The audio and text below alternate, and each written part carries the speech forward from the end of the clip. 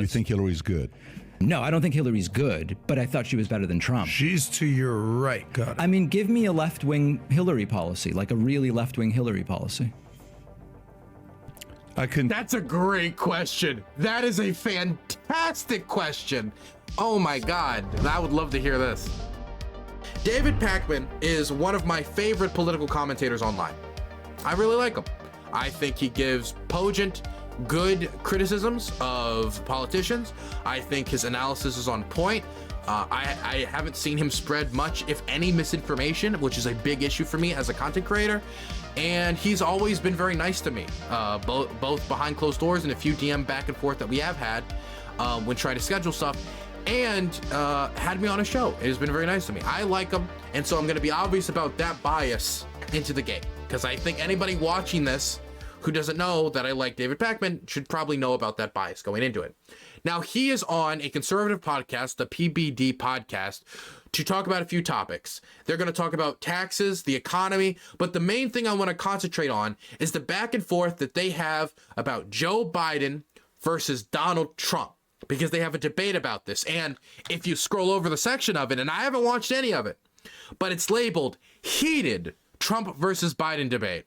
So I don't get to see David Pakman get heated very often. David Pakman is somebody who stays cool, calm, collected in the vast majority of engagements. So if it does get heated, it's going to get interesting. And I don't get to see David Pakman debate other content creators and not just like callers or taking voicemails often. So this is a unique experience. So I said cogent. I meant cogent. Yes, thank you. Thank you, Lefty Angler, for correcting my terrible grammar. Anyway, let's watch it. Big fan of Pakman. Let's see what he can do. Let's see if he can defend the honor of Joseph R. Biden. Facebook, Twitch.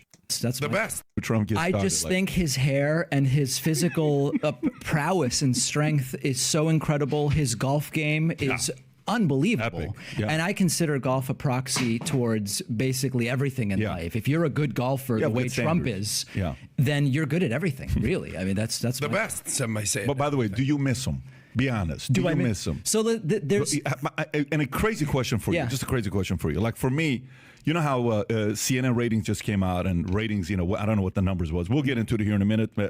Worse in 9 years. I don't know what the numbers were. But if you can pull up the article, worse in 9 years, right? So do you think, like, you sit there and you say, like for comedy, like comedians, like, you know, a great comedian maybe can make fun of everybody. Yep. Okay, so this is the thing. I understand, definitely as a content creator, the desire to have Donald Trump kind of in the frame of the news, because the dude's like an instant news story, because he's gonna say something crazy because he's crazy, or he's gonna say something wild because he's wild, or he's gonna do something bizarre because he's bizarre, and it gets him in the news, or he's gonna say something stupid. He's going to do something to get himself in the news. And so there's kind of like this thing directed at CNN and MSNBC, like, you guys say you hate Trump, but you love him for the ratings. That's true, but I also hate hurricanes. And like Chernobyl, probably, would be something I'm not a big fan of. Terror attacks, don't like those. But when those things happen is also when I get some of the highest viewership. Particularly if it's a terror attack, a war, some like foreign policy related thing that's a disaster, my viewership spikes when I talk about those things. Why? Because people want my opinion on it. Does that mean that I should desire those destructive things? If you were to get any madman who didn't know what he was doing and make him president, then it would lead to high ratings because it would be bizarre and hilarious. If we took Jake Paul and made him president, we'd get some of the best ratings ever. That doesn't mean he's a good president. It just means, you know, he's good at getting attention. And it's entertaining, maybe. I probably hate Chernobyl, Dylan Burns. Okay, yeah, haha. Yes. Okay, Schultz, he can do anybody. Chappelle can do anybody. Rogan, these guys can do anybody, right? You know, but sometimes, like, the market needs a good president to make fun of. Yeah. Right? So, you know, there's a lot you can do with Biden, but there's a lot more you can do with Trump. Oh, absolutely. Right? And he's so funny in spite of himself. Yeah. And sometimes he'll say one thing, like he'll call, you know, the CEO of Lockheed, Marilyn Lockheed, but that's not her name. Her last name is not the name of the company. That's funny in the moment. But Tim Apple. Tim Apple, right. But there's these arcs. I said Tim Cook. You pretty much said Tim Apple. There's this arc, like, for example, where Trump weirdly gets obsessed with toilets during his 2020. Okay, we're gonna rewind and listen to this because this is just the intro to it. They start debating in like 3 or 4 minutes, but I do want to watch this interaction before we get into it. My favorite was when he called the president of Kurdistan Mr. Kurd. That'd be like going to, like, I don't know, like Nigeria and saying, hello, Mr. Nigeria, Mr. Nigerian, like to the president of Nigeria. It's wild, absolutely wild. There's these arcs. I said Tim Cook. You pretty much said Tim Apple. There's this arc, like, for example, where Trump weirdly gets obsessed with toilets during his 2020 campaign. I don't know if you guys remember this, but he would go to rallies and he would go, and they're turning down the flow on my toilets. You're going to have to flush toilets 10 to 15 times. And I'm thinking, what is Trump doing with a toilet where you need 10 flushes, right? It's weird, but that's just the first piece. Love it, though. So then Gotta love those toilets. on election night, when he talks about how he really won, you know, which he lost, by the way, he says there were massive dumps in the middle of the night. And you're like, 15 flushes, massive dumps, and then later, good for you. That was good. Later, you find out he was flushing documents down the toilet. So you're like, going back a year, that's funny. the reason the toilet. He was so concerned about toilets. He's flushing documents himself. down. It's a Dude, I'm sorry. There's so many insane stories around Trump. I don't know if you guys remember. David Pakman's telling the truth here, and I covered this story on my channel. And there's pictures of the documents. There's pictures from White House staff of the documents in the toilet that some of them came back up because they didn't flush down, because he was tearing up documents and putting them in the toilet and flushing them down during the presidency. My God. And remember, this is the same person who increased the penalty for violation of the Presidential Records Act. He has no ability to see past like one day ahead of himself, to look into the future of like, hey, I passed this law criminalizing the improper handling of presidential records. Anyway, I'm gonna shred up these documents and stuff them in the toilet. So, oh yeah, somebody just linked to the chat right there. Here it is. That's funny. Okay, sorry, let's keep going. so how do you handle the whole you know, but even for yourself as a content creator, do you miss him as a like, would you selfishly forget about politically? Of course you don't want him. You would have probably had Bernie over Biden. I would assume maybe somebody else. Who would have been your guy if you had your choice? Yeah, I mean, I think Bernie is the closest when you look at policy to me, but I've been very critical of the way Bernie runs his campaign. Bernie talks about he's a socialist. I'm not a socialist, and I don't actually think Bernie ran on a socialist platform, but we can get to that. Interesting. But I've said to my audience, Trump was great for shows like mine. There's no question about it, right? Like speaking, if I was voting not for what I think is best for the country, but what's best for me financially, of course, Trump was a gold mine. There's no question about it. So who did you want? Like if you were to say, like today, you have your choice on who can be the president, who would you like? Oh God, that's such an interesting question. I mean, I'd like to think Bernie, right? But when I think about a lot of the legislative achievements that Biden has been able to get in these first few years, I don't know if Bernie, considering the relationships he has with other senators, which is not as in-depth as Biden, he doesn't have as many ties. He doesn't have the same legislative experience as Biden. Like, I don't know if Bernie, if I would actually choose him right now, because even though he agrees with me more politically, I don't know if he has the legislative skill to get anything done, especially since we just lost the House. But I think Bernie would be one of my options, or would have to go find somebody that I feel like it could be a legislative workhorse to do the job. You know? Like Bernie as president, Biden as VP. Unironic, maybe that would be the strategy. Bernie utilizes Biden's connections as vice president and his experience and able to get done what he can't get done. And then we also have Bernie in the executive branch who can be like a microphone for the issues we care about. I guess that would be a decent design, but you know, it's all speculation anyway. It's the reason I'm going to answer the Yeah. question, but the reason that it's a hard question to answer in that way is there's policy and there's who could win, who would be good at governing, who understands how to make compromise and sort of how politics is done. So I think there's a ton of really interesting people that do well in all of these areas, and I'll give you a few names. And this is now for my audience, because if what I'm about to say, they'll say you're just the insult in my space is you're a lib, meaning I'm not progressive, I'm not left enough. Right? Okay. I think folks like it's crazy out there. Lib. Yeah. I think the people that are striking the right balance right now between policy and rhetoric. I really like Ro Khanna. I don't think Ro Khanna should be president. I don't think he has enough experience. But he's somebody who down the line I could see somebody being like, yeah, okay. Yeah. Yeah. I could give a thumbs up down the line. And ability to actually be good politicians are people like, and this is going to be crazy, okay? Gavin Newsom, Pete Buttigieg, Stacey Abrams, Katie Porter. The problem with Stacey Abrams is like, she can't win. She keeps losing. And like, I don't like people failing upwards into the presidency that much, because like, if they failing upwards, there's a decent chance that they just fail again. Right. Where like Pete Buttigieg, like, again, like he was known for being a mayor in South Bend. Then he went for president, lost. Like the kind of like the failing upward, like having him be the candidate in 2024, risky. Gavin Newsom, I mean, at least he won. Not my type of Democrat, but I see where David Pakman's coming from here. In California, I think these are really interesting folks who I don't necessarily agree with them on all policy, but I think they bring a few things that are important. They're younger. Right now, I think there's a problem where it's sort of like old guy after old guy after old guy on both sides. We're seeing this to a degree, so I like that. I think they bring some progressive policies that are interesting without really being brandable as being socialists. And I think that that's all really important right now for the left. So what do you like about, so let's stay with who we currently have right now. So today, Biden. Yeah.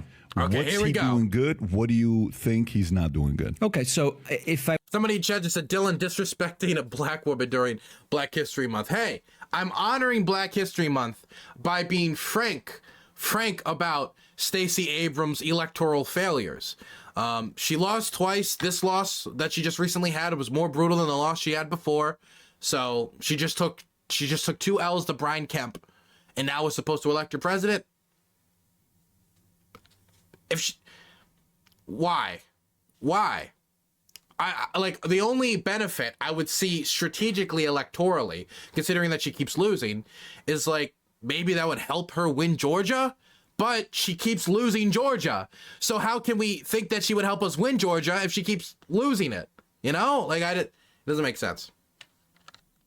I were to say, here are the things that Biden got done that are accomplishments that are important and, you know, things that are worth doing. At a time where I think it was necessary, he did that third COVID stimulus. Remember, Trump did 2 of them and Biden did a third one. I think at the time it made sense, and he didn't include as much of this, or really any, if I recall, the PPP slush fund, which was so fraudulently used. And now, you know, the IRS is backed up on audits in part because they're doing PPP fraud investigation. So I like that he didn't include that. I didn't think that was necessary. Inflation Reduction Act does a lot of interesting things, and whether or not it, quote, reduces inflation is coming down now several months in a row. I love the renewable energy stuff that's in there. I drive an electric car. I've got the solar panels. I've got, you know, my gas stove. I'm even going to get rid of. I'm ready to get rid of the gas stove. I'm being dead serious. No, yeah, I had. You're fully committed. It's not a commitment. It's the induction is unbelievable. Once you actually learn to use it, it's fantastic. I was repeating, the gas stove, you can modulate down to it's beautiful. I've now cooked with induction. It's fantastic. So I think it's fantastic. I think encouraging that, we're not banning it. He's kind of talking like Trump right now. It's fantastic. Induction, the gas, you're like, it's fantastic. He's starting to talk like Trump. He got Trump on the mind, and it's coming out through David Pakman. David Pakman, good advocate for the Biden regime. Gas stoves, of course. I'm exaggerating. I think that's really great. I think getting out of Afghanistan, I think, was the absolute right decision. Many criticisms of the chaos that unfolded.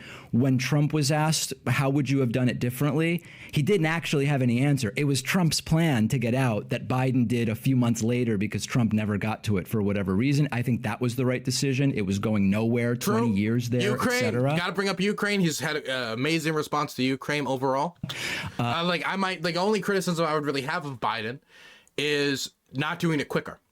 But considering the amount of partisanship in this country, and he's been able to unite Europe and supplying Ukraine with tanks and other munitions, he's been very well. And he's used his experience on the Foreign Relations Committee and as vice president in the foreign policy realm in order to get it done. And I do not know if anybody else in the same position would have shown either A, the restraint he did show, which was needed, the restraint, of course, not get us directly involved, and B, the amount of continued support and like concentrating on this, not deviating from this, continuing the support, being able to get all the allies together to support Ukraine. Biden is somebody who already had relationships with many of the foreign leaders that he was talking to, like Macron and others. So that's also something he could pull from his own personal experience that someone like Pete Buttigieg just wouldn't have had. Or Bernie, to be frank. On student loan forgiveness, I don't know what's going to happen eventually. I'm not a forgive all student loans guy. Some in my audience are like, David, all loans should be forgiven. It's like, no, I don't think so. I don't think that makes sense. But we've had programs like if you're a doctor and you work in an underserved community long enough, you qualify to get those loans forgiven. I think certain programs like that make a lot of sense. So I think that that's a good thing. And quite frankly, and this is where, the Trump people email me and they get very mad. If this, not my opinion, if we go by Gallup opinion survey, what other countries think of the U.S., opinion of the U.S. has dramatically improved since Biden replaced Trump. I think that matters. I'm not an isolationist, so I think it's important that other countries respect the office of the presidency. This is true. If you look at like international like opinion polling of the United States or like the office of the presidency, it's like this, then it goes like this. It's what's I got? Let's go full cam. So it's like this for a bit, then it just goes down, then it goes back up for Biden. That it is important that the world sees us as a responsible or able to participate actor on the world stage. Even if we're not, obviously the United States isn't perfect. I have many criticisms of the United States foreign policy, but we should not be actively hated in the world. It's just going to make trading more difficult. It's going to make being part of any international treaties more difficult. It's going to make a climate response on a global scale more difficult. We need to have, to the best of our ability, a decent reputation on the world stage. I mean, look at the diplomatic isolation that Russia is facing right now. We do not want that. Under Trump, it was a joke, literally laughed at the UN, goes to India, mispronounces 10 Indian names, and the crowd is just leaving. It was a humiliation everywhere he went. So I think that's it's like a soft thing that I think is really good. So the fact that we're no longer feared is a good thing. I don't know where you're getting that we are no longer feared. So you think people fear Biden? What I'm asking you is what data do you have that we are no longer feared? Well, that's not it. That's what data is not. By the way, what do you mean we are no longer feared? The United States is absolutely still feared. You want to know what I recommend for people to like understand like fear of the United States? Go look up these Reddit threads of soldiers who fought against the United States in foreign wars, describing what it's like. Whether it's Serbs in Yugoslavia or other locations, it's or like Koreans, North Koreans in Korea, or Chinese soldiers in Korea, and the United States is almost talked about like, it's very weird how they describe it, like a force of nature, like that you're just kind of like anticipating this almost like a tidal wave coming, and you just have to stand there and hold. I don't think Biden has removed that fear from the United States. And I would say that, if anything, the amount of cohesion that Biden has shown the West has on the issue of Ukraine, I don't know if that makes people afraid of the United States, but it's made nations like China take notice of that. And I do think that that is something that the leadership in China and other locations around the world who have considered invading countries like Taiwan, they're making note of the fact that nobody really expected the West to come behind Ukraine like we did, and we came through for Ukraine in a way that nobody would have expected. So now they're going to be thinking, what about Taiwan? What about Taiwan? Like Taiwan actually, like, what if they did something similar there? So when we say fear, I don't know if I use the word for fear Joe Biden specifically, but I think his foreign policy response in Ukraine has made other world leaders like Xi Jinping reassess positions on Taiwan. I don't think they change their position, but I think they're going to be thinking a little bit more before pulling the trigger on something like that. Cyroy 95, thank you so much for the tier 1 and beats up for 2 months. You have received your monthly payment for spreading the good word. This message was sponsored by the Central Intelligence Agency. Thank goodness. Thank goodness the payment finally came through. I appreciate it. Dylan, you are so hawkish. Is it really that hawkish to say that if Russia invades Ukraine, we should give Ukraine what's necessary to defend itself? I'm not saying invading Iran and overthrowing the government. Is it really that hawkish that I'm like, okay, let's send weapons when a nation gets invaded and we see some of the largest mass graves since the Yugoslav genocide? Or how about we send weapons to the other country that's at risk of being invaded? I'm not advocating any new invasions or anything. If that's what hawkish is, then the definition for what is hawkish has changed drastically in the last 20 years when we're talking about the invasion of Iraq and the invasion of Afghanistan and proposed invasions of Iran. Any data to give? I mean, during. Then how do you know it is? Well, no, but during Biden is when Russia felt comfortable bullying Ukraine. During Biden is even if you look at Afghanistan. Like when we say Russia felt comfortable bullying Ukraine, I mean, they were overconfident in how quickly they'd be able to take over Ukraine. That was, I think, the main failure of the Russians that caused them to invade. I think they probably would have invaded with Trump and or Biden in office. I don't think that would have changed if Trump was in office. Because it wasn't like they invaded immediately once Biden got in office. It was like a year into his presidency. So I don't know if it was really the changing of presidents that was the big thing that changed that made them invade. Morally corrupt. I think it was kind of like a ticking time clock where Russia wanted to get rid of the Ukrainian government because the longer they had, the more time they had to prepare. The Minsk Accord gave Ukraine, whether that was purposeful or not, the ability to rearm itself to get ready for a war on a larger scale, which it's now fighting quite successfully or well enough to hold up. Dang Fro, thank you for the tier 1 to beat up for 60 months. Who's Pakman debating? He's debating the host of the PBD podcast. God, I lost my train of thought by that donation. What was I saying? Oh, God, I completely lost it. You guys, oh, God, that dono actually completely grabbed me and dragged me out.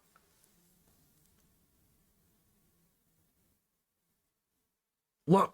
I completely forgot. Oh, yeah, he was saying that bullying Ukraine. Last thing on the Ukraine part. Russia has been bullying Ukraine ever since the collapse of the Soviet Union, and it only escalated post-Euromaidan for the last 8-9 years.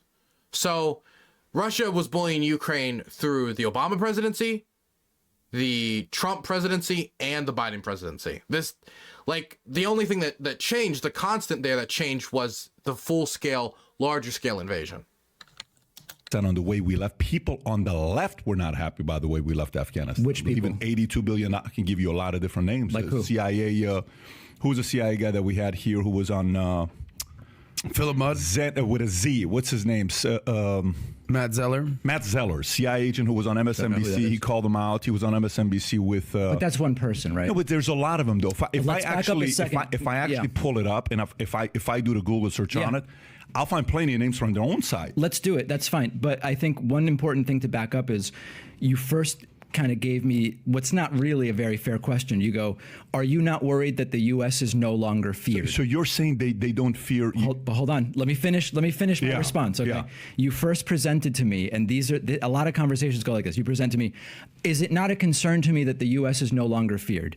And I said, well, where are you getting that? Where's the data? You go, there is no data. So let's first start with. No, what I said is it's not the fear. I didn't say there's no data. You can't pull data, meaning you can't find data on. So can I just say, is it really a good thing for the United States to be feared?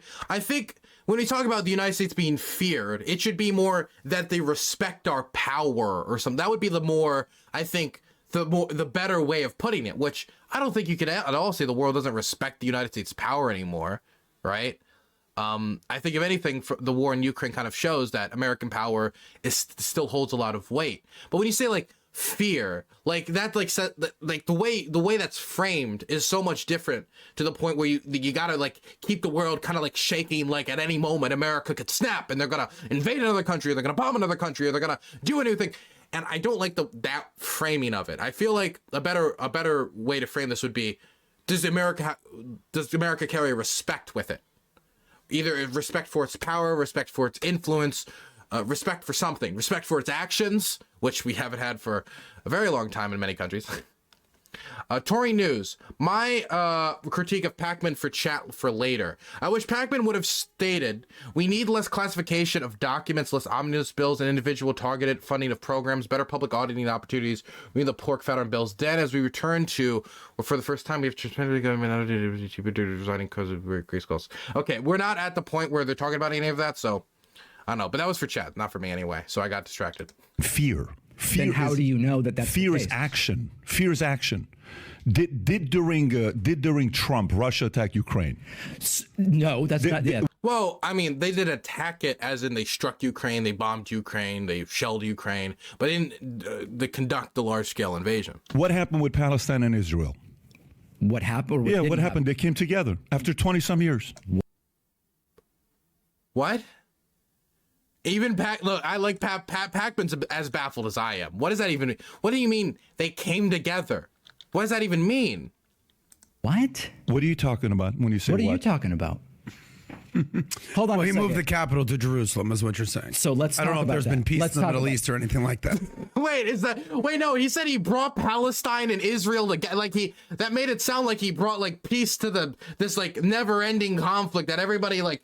Because the people talk about Palestine and Israel, it is the conflict people think of when they think of unsolvable conflicts, unsolvable, like, historic feuding or whatever. Even though it isn't really that historic, you can trace most of this to, like, early 20th century. But, even though, like, some very religious types will disagree with that. But, like, they didn't do anything to, like, bring them together. Like, the capital in Jerusalem, that did nothing to bring Palestine and Israel together. In fact, it was criticized for inflaming tensions in the region. It was not something that brought the countries together. I assume he means Jared Kushner's, like, opening of relations between, like, the UAE and Israel, or Morocco's doing it. But that's not a peace deal, and that's also not anything to do with the Palestinians. That's other nation states basically coming to the conclusion that Israel's not going anywhere, might as well open relations, see if we make any economic or military deals that can work for each other. Has there been any progress on peace? Very limited. Did moving it wasn't the capital. Did moving the embassy? The embassy, Hold on a correct, second. Let me ask the question. Did moving the embassy from Tel Aviv to Jerusalem get us closer to peace, or did it get us further away? Do either of you guys know? I don't know if you've studied this issue. There's arguments on both ends, but it has not led to peace and prosperity in Palestine, correct? Did Trump promise, this is a very critical, clear question. Did Trump promise that Jared Kushner would solve the Israeli-Palestinian conflict during the first term? That's just a yes, no. Did he promise it? I don't know if he promised it or promises made, promises kept. He was assigned to that duty. And did it happen? What happened? Did Jared negotiate No, peace? but I don't think anybody believed that peace was happening. But then don't make the promise. Don't promise you're going to do something if you're not going to do it. Okay. Like presidents say, like, I will try to get this. I'm going to fight for this. I'm going to fight for that. I'm going to fight for that. That's one thing. But when you say, I will get this in my first term, that's a promise. And when you don't fulfill that promise, that's a problem. Now you can explain why he didn't fulfill the promise. My reason for why he didn't fulfill the promise is that he shouldn't have made the promise in the first place, because the idea that he was going to be able to achieve it, considering the interest that Donald Trump serves and the lobbyists that back him and the beliefs he has and his holding with the evangelical community, like that was never going to happen. Because he wasn't going to be able to make the compromises or make Israel make the compromises that would be necessary for peace to occur. So I don't think he should have made the promise in the first place, because it was inachievable with Donald Trump. Definitely when you consider how little foreign policy experience he has. That's my problem with the promise. But you can't just be like, oh, nobody believed that in the first place. Then why did Trump say it? Trump said it. So it's okay for him to make promises that are obvious lies? But make the argument. Go back to the argument about the fact that America, on all polls today, is, would you say, like? By the way, can I just say, we're starting off, David's doing really good. feels like they got like pivoted to this a bit, and he knows a lot about the issue of Israel-Palestine. He talks about it a lot. Obviously, he has a lot of background with this. Well, not like work background, but like personal family background. Not that surprising. Doing quite well so far. What was the word you used? So I think the really important thing when we talk about this is we talk about what we can measure. So the Gallup polling that has been done. So you trust polls? Oh, come on. But that's where we're going, though. There are lots of different... I trust certain polls, too, but I'm saying, so you trust polls? If you say, do I trust a Rasmussen Republican primary poll 18 months before an election, I would say that's not very valuable. I don't think that's valuable. The Gallup public opinion sentiment poll that has been done over many, many presidents in the same way, I think that's a pretty good poll just to give a sense of how the world feels about the American president. I have no reason to distrust that. There are other polls where I would have a specific reason to distrust. But we're kind of going like 10 tangents here. I think if we want to talk about, am I upset that the U.S. isn't feared, since you brought that question forward, the appropriate thing would be for you to give me the data. But no, go back to what you said. You said U.S. is what? You said you like the fact that U.S. is liked more today under Biden?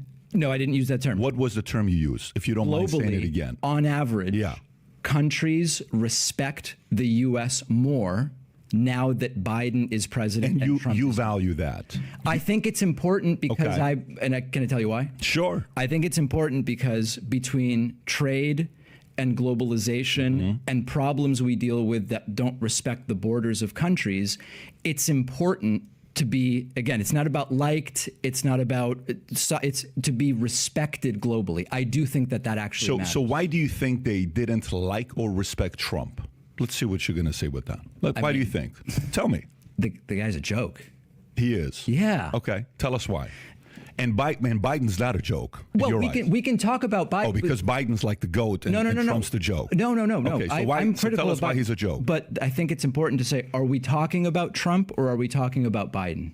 We can talk about both, identify but let's both. talk about them one at a time. Stay on Trump. Okay, Stay on Trump fair. when he says he's a joke. Tell us why you think he's a joke. I feel like him calling it a joke kind of rubbed that guy the wrong way. You can kind of feel it.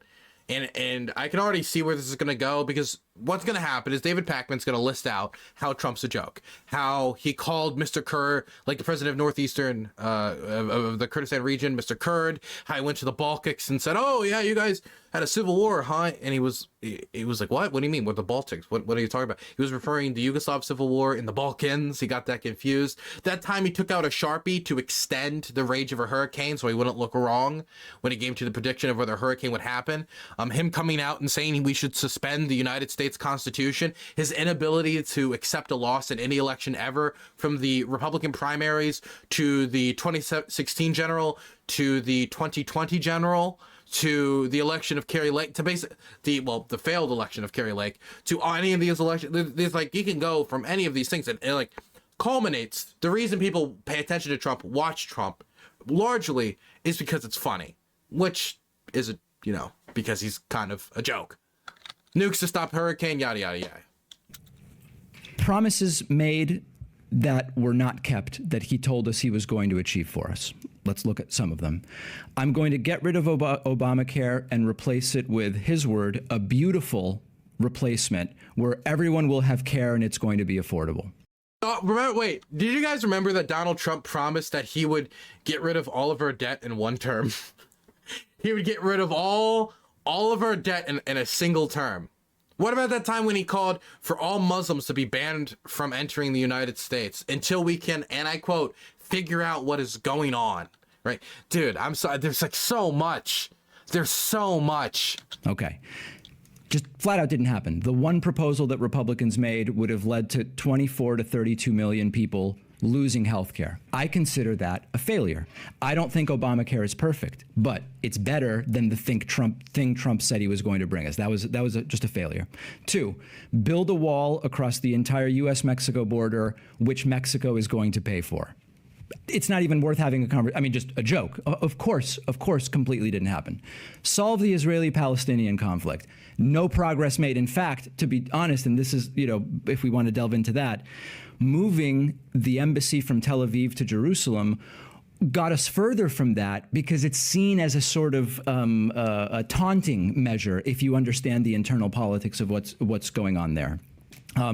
Was going to, made some space travel promises. I mean, I can't think of promises he made that he did keep, other than I guess he was going to do tax reform, and he did tax reform. So as a policy matter, a complete and total failure. I do think maybe the First Step Act on criminal justice reform. I was just thinking about the First Step Act. That was the one thing I was going to pause and say, you got to give him credit on that. But that's not even something he promised on the campaign trail. That was just something he delivered. And it was like, oh, it's a pleasant surprise. Did some good things. I'm sort of glad to give him credit on that. But so, on policy, failure. And then, on rhetoric, we could spend 3 hours just looking at quotes. So I'm curious to see exactly how you think now. So Yeah. If COVID doesn't happen, does he get reelected? Yes. Why?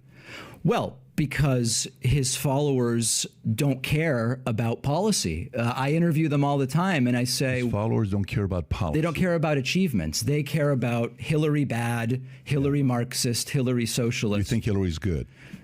Did I say that? No, I'm asking you. Oh, no. I don't think Hillary was a good candidate, and she's to my right. No, I don't think Hillary's good, but I thought she was better than Trump. She's to your right. She's to my right. Yeah, Hillary So is she'd a be very a moderate conservative Democrat. In your world. Yeah. Got it. I mean, give me a left-wing Hillary policy, like a really left-wing Hillary policy. That's a great question. That is a fantastic question. Oh my God, I would love to hear this. Tell you, but that's Exactly. I'm There not. is none. But it's not the point. But you're saying you would Oh damn. much rather have a Hillary than a Trump. Damn. I would rather. Okay, so go back to Much rather, I don't know. So go back to he gets reelected. Why? Because his voters could care less about policies. They That's what you're couldn't saying. care less. Fine, no problem. So, but we both know that it's not the right that elects him, and it's not the left that elects whoever on the left. It's whoever's in the middle, the 8 to 12% that kind of says, you know what, I'm going to go this side, this time around, or versus more people come out for, their candidate, meaning a lot of people really would come out for Obama. Okay, so explain yourself. What it actually more depends on is who chooses to go out and vote. It's less about, there's often this idea in politics, and there's lots of people who are really good on this issue that you could talk to, Rachel Bidikofer, and even Frank Luntz, even though he's partisan, I think he would concede this as well. He's on the right. Pollster, you mean, Yes. Frank Luntz, yeah. The idea of the swing independent voter that sometimes on presidential elections will vote for a Republican and sometimes a Democrat, very, very small percentage of people. More common is that a candidate either activates people to vote or those same people just stay home. In the U.S., we have an embarrassingly low voter turnout. It's between usually 52 and 60%, I think. Mm-hmm. So almost half the electorate isn't even voting. Part of the reason why Raphael Warnock won both times when he ran, it was just because of voter turnout. And if you were to tell, it was impossible for him to win if not for voter turnout. It wasn't that Raphael Warnock flipped so many Republicans, but they were vital. They did flip. But the majority of that was voter turnout. Now, I do think David Pakman is underselling how much it does value getting that person in the middle, definitely when you're talking about a presidential election. Or you're talking about an election in somewhere like Georgia, but it is, I would say, like 80% of it is just getting people out to vote. I do agree with that 100%. Voting. It's less about people who vote one way and then another way. It's more about people who say, I'm just going to stay home versus I'm going to go out and vote. If they vote, it's clear. So you're saying that the middle voter doesn't matter at all? No, I didn't say that. So what are you saying then? I said they matter much less than who is partisan chooses to vote. But it's fair to say that, okay, if he continues,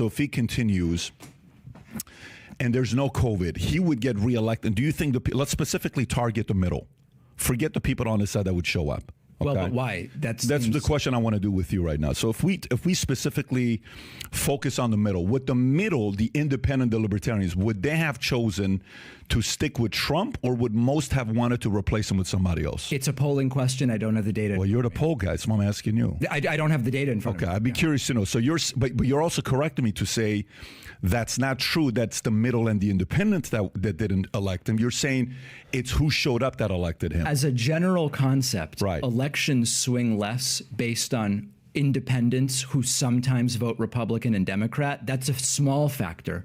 A bigger factor is, are voters activated by their candidate, or are they deactivated where they go, I don't like this person, but I'm definitely not voting for that one. I'll stay home. So isn't it a bit of both, though? It's a bit of both. Because we all saw what happened in the Rust Belt. We've seen countless stories about, I voted for Obama. I'm not racist. I voted for Obama. What are you talking about? I voted for Bush, then I voted for Obama, and then Trump showed up. He made some promises. He was in the Midwest. He was out there. He was reaching out, touching hands. Hillary was too busy in New Mexico and Arizona. I decided to vote for Trump. I was sort of done with Trump. Now I'm back on Biden. We see so many stories like that. These independents. That's an anecdote, and so I think anecdotes are fine. But one of the things that is important is to zoom out from anecdotes and to look at the broader data. And the other thing that's important is a lot of that cross voting, it cancels each other out because you see roughly the same amount from one side versus the other. And what I mean by that is there was, if you look at the crossover in 2016, the number of Democrats who decided to vote Trump in 2016 was very similar to the number of Democrats who decided to vote McCain in 2008. So it's a roughly predictable number. You're talking about Democrats who have switched over. Just there's legitimate independents. I'm giving you just one example of this, people who go either way or whatever. It's relatively stable and predictable, so it's rarely a difference maker. That's my only point. And we can anecdotes all day. You know, Jim Bob's wife decided to vote Hillary or what. You know, that's totally fine. But let's do data, because you're a data guy. Yeah. So if you're a data guy, tell us, when you're saying it's not necessarily that the middle one would have had Trump. Yeah. Would he have needed the middle to get reelected in 2024, in 2020? He would have needed roughly the same percentage that Republicans tend to need. Trump suffered because on the COVID thing, would he have gotten reelected? It's not only if COVID didn't happen, Trump probably would have gotten reelected. I think if when COVID started, instead of Trump saying, we have 15 cases, soon going to be 0, do flu vaccines work on COVID? What about bleach injections? All that stuff. If instead of that, Trump said, hey, you know what? We're the United States. We're going to deal with this better than anybody else. We're making MAGA masks. And by the way, 50 cents on every dollar will go, you know, his normal fundraising scams, right? Do the scams, but do the MAGA masks. And if he said, we're going to be absolutely the best on this thing, he wins. We saw it in New Zealand. We saw it. This is actually, I don't know. This is an interesting point. I never thought, what if Trump just went all the way in, like MAGA masks, don't worry about it. In other places, it was a missed opportunity. Now, I think it was just a miscalculation in the sense that somewhere Trump probably thought it was really going to go away. I don't know who was around him. I don't know by Easter of 2020, right? I mean, okay. So I think Trump, even if he had just done that, and because we saw. Why though? Why would he have? God, I completely forgot that Trump said that COVID was going to go away by Easter, and now we're just like living with it forever. Why would the independents, the ones in the middle who are, let's just say, slightly more reasonable, and they're willing to say, you know, I don't like this guy on the left, I'm going to vote right. I don't like this guy on the right, I'm going to vote left. Yeah. Why would they have still chosen Trump over Biden? I have no idea. You'd have to talk to them. Well, I just don't know. But you're given your arguments, and so your arguments you're given is you're talking about. Polls like Biden because America's more respected under Biden than Trump. Okay, so that has nothing to do with American voters. We're talking about people in other countries. But totally get it. Yeah. But when you say something like that, the voter says, "Oh wow, the world respects Biden more than they respect Trump." Sure. Okay. Somebody may say, "Well, maybe because anybody who was an enemy of America hated Trump because Trump would." Deal more directly with them than Biden would. Biden, you can't necessarily see him. He doesn't look like a leader. He's not an Obama-esque. He's not a Clinton guy. Biden doesn't come across as a strong leader. But you're saying he's more respected than Trump. Great, no problem. Okay. So then I go and I ask you a question and I say, if COVID doesn't happen, does he get reelected? I don't understand why having to deal with Trump directly would make it so you hate Trump as a foreign power more. Because we know that the Russian state, whether you want to believe it or not, tried to spread misinformation to help Donald Trump get elected. Whether it was particularly effective is a totally different question. But they did attempt to do that. And we saw how Putin talked about Trump in comparison to talking about someone like Hillary and everybody else. We see how the Russian media talks about Trump and talks about his acolytes like Tucker Carlson. So now Russia would definitely be traditionally described as an American geopolitical foe, if you want to use that type of kind of like partisan language, whatever. I do think that Putin hates Joe Biden and hated Hillary Clinton so much more. I know Putin hated Clinton like a lot and really didn't want Clinton to get elected because Clinton was very aggressive on Putin, super aggressive on Putin. And so when we say, oh, America's enemies would have hated Trump more, it really depends on the foreign leader. Because I don't think Kim Jong-un would have hated Trump more than he would have hated Joe Biden, or hated the United States under Trump more than he would have hated it than under Joe Biden. Same thing is true about Putin. They wanted to get him elected for some reason. So I don't really take this at face value. And I don't know really if the amount of hatred another country has for any particular person should dictate whether we vote for them or not. Yes. Why? You say because more people show up. This whole narrative about the fact that you need the middle voter to tip them, that's not true. It's how many people show up, and it's his people because his people don't care if he gets anything done. And that's what you said. That was your narrative, right? Yeah, that's what you said. Those were your words. Some of those words mirror the things that I said. Yes. Okay. So it activates, which means so Trump's voters. So give me. When you say I speak to a lot of these Trump voters, there's obviously a lot of animosity in you. You have a lot of resentment or animosity towards them. I don't know why, but you seem angry and upset towards Trump. I mean, your comments towards Trump is boom, voters are this, voters are that. Well, I think to you, the problem may be with that. I have to interrupt that. But I get that. So what is, and you can answer all those questions and I'll give you your time. I'm not remembering all of them, but I'll try to write them down. What is the DNA of a typical MAGA voter in your eyes? There's not any typical DNA. I think there's basically three primary categories of people that vote for Republicans, and Trump introduced a fourth. Fair to introduce these four categories? Break it down for us. For us that, we don't have your intelligence. Well, it's not about intelligence. Yeah. And I don't know if you're being sarcastic. It's not about intelligence. It's just about have you researched. This is your world. Okay, so this is your world. So tell us what you think about the three and the fourth. With your intelligence. Yeah. Dude, I can't.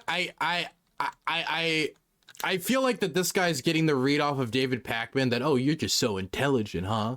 Oh, you're just so smarter than all of us Republicans and Trumpers. Just tell us how smart and great you are. It comes off a little bit like that, doesn't it? There seems to be a little bit of a little bit of resentment in that statement.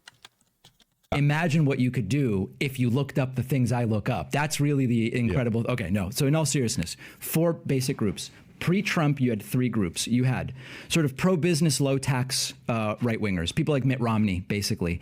Romney maybe isn't a little bit of an exception because as a Mormon, he has some socially conservative views, but you've got like your Romney type who's concerned with let's not overregulate businesses, let's not have taxes that are too high, let's create a good business environment. As governor of Massachusetts, that was sort of his idea, and that's a very blue state, and he did well. So you've got like your Romney types. Traditional, low-tax, limited government. Yeah. Not extreme millionaire, extreme right on social issues type people, not particularly homophobic, for example, or okay. Then you've got your more libertarian-minded people. I found it interesting when you said you're independent and libertarians. In the U.S., libertarians are mostly right-wing and they mostly vote for Republicans. So then you've got your very libertarian-minded people whose focus is that we want just as much freedom to do as much stuff as possible. It often includes freedom to discriminate if I don't want to do like a gay wedding cake, that you've got that group.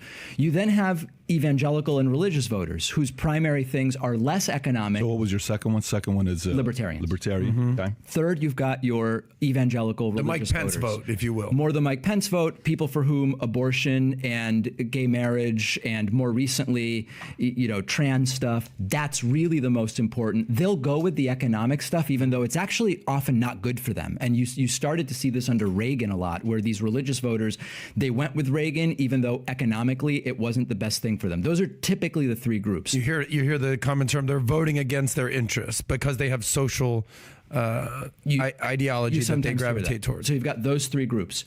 Trump had all of that. The early Ted Cruz support in 2016 is that third group, that evangelical. That eventually went to Trump. Trump coalesced these groups because they really weren't going to vote for Hillary. The thing is with the evangelicals that were behind Ted Cruz, they just saw Trump as like a rich, thuggish type, like buffoon who wanted to like basically fuck hookers, do blow, be wealthy, cover everything in gold. Like if you were to think of like somebody trying to, you know, kind of like espouse the values of Jesus Christ, Donald Trump is not the first image you get in your mind.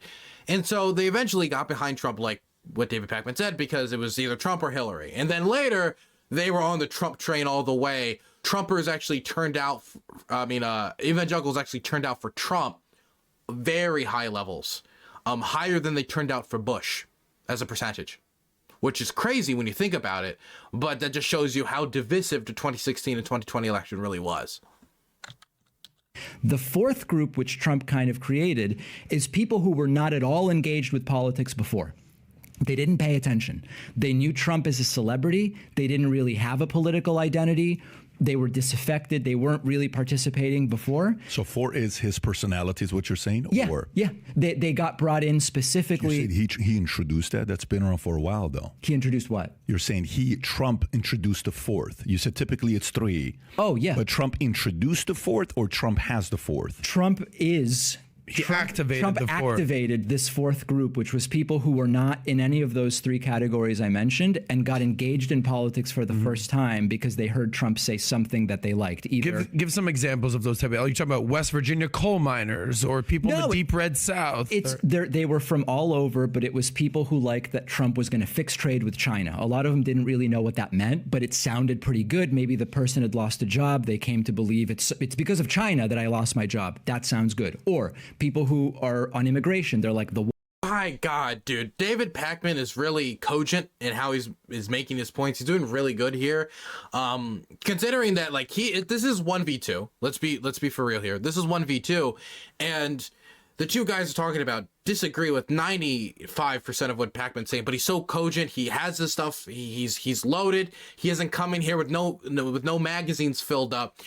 He's doing very well here. He's staying on point, not letting it deviate. He's not allowing the questions to be framed against him in a way that's negative. Like when he says, "What? Don't you think it's bad that we're not feared anymore?" Well, no. Let's talk about respect. Like him reframing the questions to be more accurate or to be more honest towards what he believes. He's doing very well here. Honestly, I've seen a few appearances on this person's podcast. I think David Pakman's actually might be the best I've seen somebody do.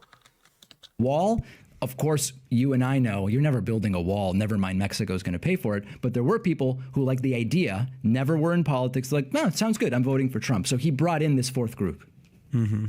Okay, so the fourth group, to be exact, it's his personality that people were turned on by the way he was. Could be personality, but it could be that there was one thing he said that they really liked. So let me ask you a question. Is there something wrong with that? I'm curious. Are you going to a place where there's something wrong with that, or? No, it's not about right or wrong. Yeah. It's a question of whether any of us think that the policy motivations for any of those groups align with ours. Somebody may say there's a lot of people that showed up for Obama just because he was black. Sure, they can say that. I don't know. I mean, I don't know.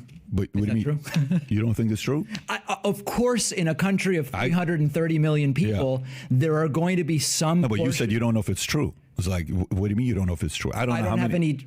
You don't have any data? You want to get data to say people showed up that they just because they're black? There's exit polling on most of these issues. We might be able to find it right now. You know. No, it's you know. I think it's fair to say people voted for him because he was a cool black. There was absolutely people who voted for Barack Obama because he was black and they wanted the black president. And they wanted to be here for that history. Absolutely, no question. Whether or not if he was magically white, he would have lost. I doubt that. Republicans had just come from the disaster that there was the invasion of Iraq. The candidate on the Republican side was John McCain, not extremely motivating candidate. Like, I think no matter what, the Republicans were leaving office in the year 2008. Like, no matter what. Like, oh yeah, the recession, like, yeah, there was a lot going on. Cannot even tell you how many people, I knew Republicans who were voting for Obama in the insurance industry just because, like, listen, man, first time, this guy talks like MLK. You know, he sounds reasonable. I'm going to vote for the guy. There's a lot of people that came out with him. So somebody may say, well, you know, the reason why Obama got elected because he's got the 3 difficult things when he talks to the Democrat, but the 4th thing is he was black. Okay. And are you going to say what? I would say, yeah, I'm sure that there's a portion of people who vote based on that. So you're saying the DNA of a Trump MAGA voter who looks past policies. So you're saying on the 3 policies he didn't check off, the 3 policies here, the 3 points. You're saying that. I'm saying he didn't build the wall, or I'm not. No, so let me take a step back with you. Please. So I'm asking you a question, and I said, so tell me if you're saying he's going to get reelected without COVID. You're saying he would have gotten reelected. I think he would have. Perfect. And then you said your words. You said something in the context of, you know, because I think the MAGA voter is not about policies. That's what you said. A lot of that 4th group, yes, is not. By the way, I actually do not know if Trump would have gotten reelected without COVID. I think that the odds of him getting elected without COVID obviously are much better because he just showed how somebody that was elected to be kind of a Molotov cocktail in a crisis is a Molotov cocktail. They're not helping the situation. So I do think COVID kind of exposed a ton of Trump's flaws, definitely when he made predictions about it being gone by April and it just was not gone. But at the end of the day, I do think that without that, maybe that exposure could have gotten him elected. I don't know for sure, though. We're all like, I'm not a big alternative history guy. I'm sure that if it wasn't for COVID, the campaign's topics would have shifted to something else, and maybe Trump would have embarrassed himself on that thing. He's kind of like a ticking time bomb. I mean, like, what was it? Like in the last 4 or 5 months, he said he wanted to suspend the U.S. Constitution. Like, maybe he would have said that if they would have been talking about a different topic. We have no clue. No clue. Not about overarching accomplishments, or like, I'll give you an example of what I'm talking about and maybe it'll help to distill it.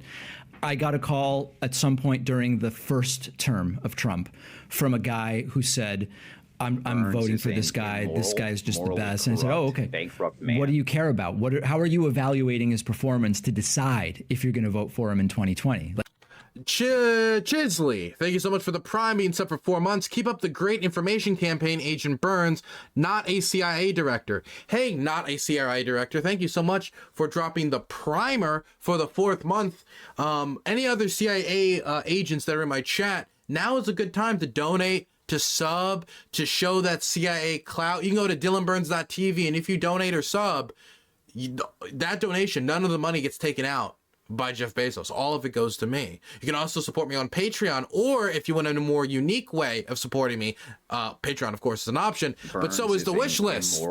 Exclamation point wish list in chat, and you will see the Amazon wish list items that I need to do some reporting in Ukraine. And so if you want to support me directly, that's another way to do it. You guys through that have actually helped me buy a GoPro, which I'm going to be using. Mr. Delight subbed at tier 1. They've been subscribed for 5 months. Site chat is CIA chat. That is true. Site chat is CIA chat, and that's why I love it. Thank you so much for the tier 1, Mr. Delight. Aim bringing a hype train pretty close. Like, I'm curious, how do you decide? He said, well, I care about the wall. So he's got to build that wall. And I said, perfect. If he doesn't build the wall, are you still going to vote for him? And he says, well, yeah, I'm not going to vote for a Democrat. So I said, oh, so it doesn't actually matter if he builds the wall. Same with you as well, though. There's no way you're voting for a Republican either. Would you vote for a Republican? Sure. Yeah. If I have you ever voted for a Republican president? No, I mean, I've only voted in a few elections. Yeah, but hold on a second. But you're 40 years old. You're 1984, so I'm 38, please. 84, 38 years old. 38 is still, you've had plenty of elections. Let's back up for a second. There's 2 questions. Would I and have I? I've only voted in a few presidential elections. You've had plenty of chances. Well, but who would I have voted for? I was going to vote for George W. Bush in 2004. No. But it doesn't matter. The point is, when you're calling that guy out, you're the same as that guy. No, I'm not. Okay, so tell me a Republican you'd vote for. I think you're missing the picture. What is it? I'd vote for Lincoln. Amen. I'd vote for Lincoln. No questions. I'd vote for Lincoln. Hell yeah, I would. The point is, he made a claim that he was going to make a vote depending on politics. I don't know if you guys saw. I saw anti-Lincoln memes getting shared around online the other day. How do people unironically post anti-Lincoln memes?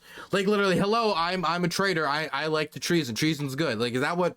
Like, hello, I'm pro-slavery here. Like, what the fuck? I don't understand how people can be like wojacking Abraham Lincoln in a negative light. He's Abraham Lincoln. He's like the president everyone loves for good reason. Policy. Razor Fist recently did an anti-Lincoln video. Maybe that did it. But the thing is, there's like a few things that people talk about, like with the suspension of habeas corpus. But I think most people understood the conditions that Abraham Lincoln was put under due to the Civil War and why he did the things he did. And we seem to have forgiven him. We seem to have forgiven him and said that his actions were justified. And I really think like becoming an anti-Lincoln guy, like definitely like when you've had this much time to look back upon the issue of slavery in that war, really makes no fucking sense. And when I then said, so if the policy fails, you'll vote for someone else? And he said, no, actually, the policy doesn't matter. Mm-hmm. That's the difference. I'm not making that claim. Yeah. Okay. It's a completely different thing. I mean, the same can be said to take one example of a story of a person who sounds like an idiot, to say that and then categorize everybody in Trump is selective hearing. To say that's not what I'm doing. That's selective for you. Well, you are kind of doing that. You're saying here's a Republican voter who you ask why are you thinking. Wait. Pakman specifically grouped them into 4 categories. He grouped them into the libertarians, he grouped them into the low taxes, he grouped them into the religious. Those 3 groups are people who care about policy. The 4th group, the personality-based people, they don't care. They do not care about policy. If Donald Trump was in office right now and he was like, we need to send more aid to Ukraine, all the people right now who are saying that it's a money laundering scheme would be clapping. Because if you believe it's a money laundering scheme, you're not a policy guy anyway, because there's no evidence of that. You're just making the claim because you want it to be the case, because you want a good excuse not to support Ukraine.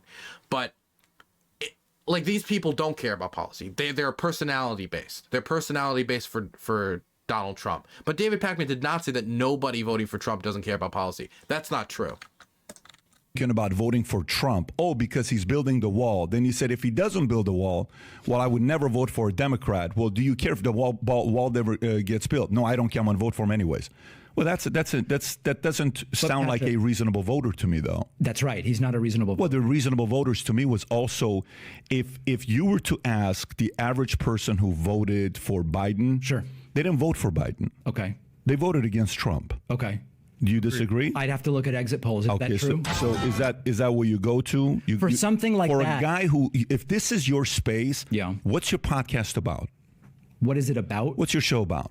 News and politics. You should know this stuff. You're the expert. I brought you here. I just don't remember that offhand. Let's find it right now. But this is your world. Like, if you ask me questions on business, I'm going to say, let me give you my feedback on what I think about business. Yeah. You invite me on your podcast, and Pat, I want to talk about business. Let's do that. I have no problem with it to do that part. But what I'm saying to you is, if you're coming here, saying what you're saying, sure, and then I ask you a simple question of, so the same thing can be said about people that voted for Biden. Yeah, I'm going to vote for anybody. Dude, nobody would show up when Biden would speak. Did you not see his tour when he was going campaighing? Patrick, you're not really doing this, are you? You're doing this? I'm actually curious where you're going to go now. Biden wasn't even doing events where, this is the Biden one from the basement thing. Yeah. I have a counter to this entire, and I want to just be really clear. I don't really care about defending Biden in any particular sense. I just think he was the better option than Trump. I feel like I'm being framed as this Biden lover who's going to defend everything. I'm not doing that. You may be thinking I'm not doing that to you. What I'm asking, what I want to say about this is, can you pull up Biden's rallies when he was running for president? Go ahead. Let's see the pictures. But go ahead. Biden didn't do a campaign the way Trump did it. And the funniest thing to me about neither has anybody done it like the way Biden's done it. He hid. He won. But hold the guys. This was during COVID, though. Yes. Let's back up for a second. Look how beautiful that is. Well, these are because it's rallies. COVID. Oh, stop Patrick, it. You got to be kidding me. Can see the tape around them. The tape around them is hey, you need to sit here, you need to sit here. There's tape around them. So they separated people, because look at that person right there, gray hair. You can see elderly people in the photo. He was doing rallies while COVID was at its peak and nobody was vaccinated. And he was like doing rallies of 5 or 6 people and doing most of it digital. because he didn't want to A, have his voters all die from COVID, and B, you know, it's kind of hard to run against the other person on a I care about COVID platform if you're not doing it responsibly. Something. This is really you're telling me you're okay, you seem silly when you do this. Here's what I'm willing to do. Here's what I'm willing to do. Please. I'm willing to give him $1 million of my own money right now to go try to fill up an arena. For what? What's the point? Oh no! To show that nobody is inspired by this guy. This is so silly. No, but what's silly is for you to assume people voted for Biden.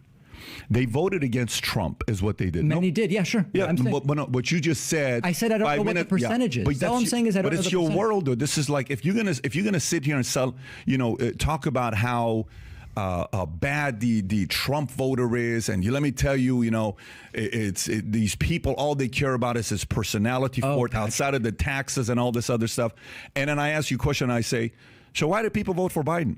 Many of them voted because they just didn't want Trump. Yeah, I don't know the numbers on that. You should know those numbers. What? I just don't know that offhand. Why is he supposed to know those numbers specifically offhand? Okay, whatever. I mean, we can look it up. Why do I need to memorize? Can I make a quick point? Can I just get? There's just one thing I want to say here. Yeah, go ahead.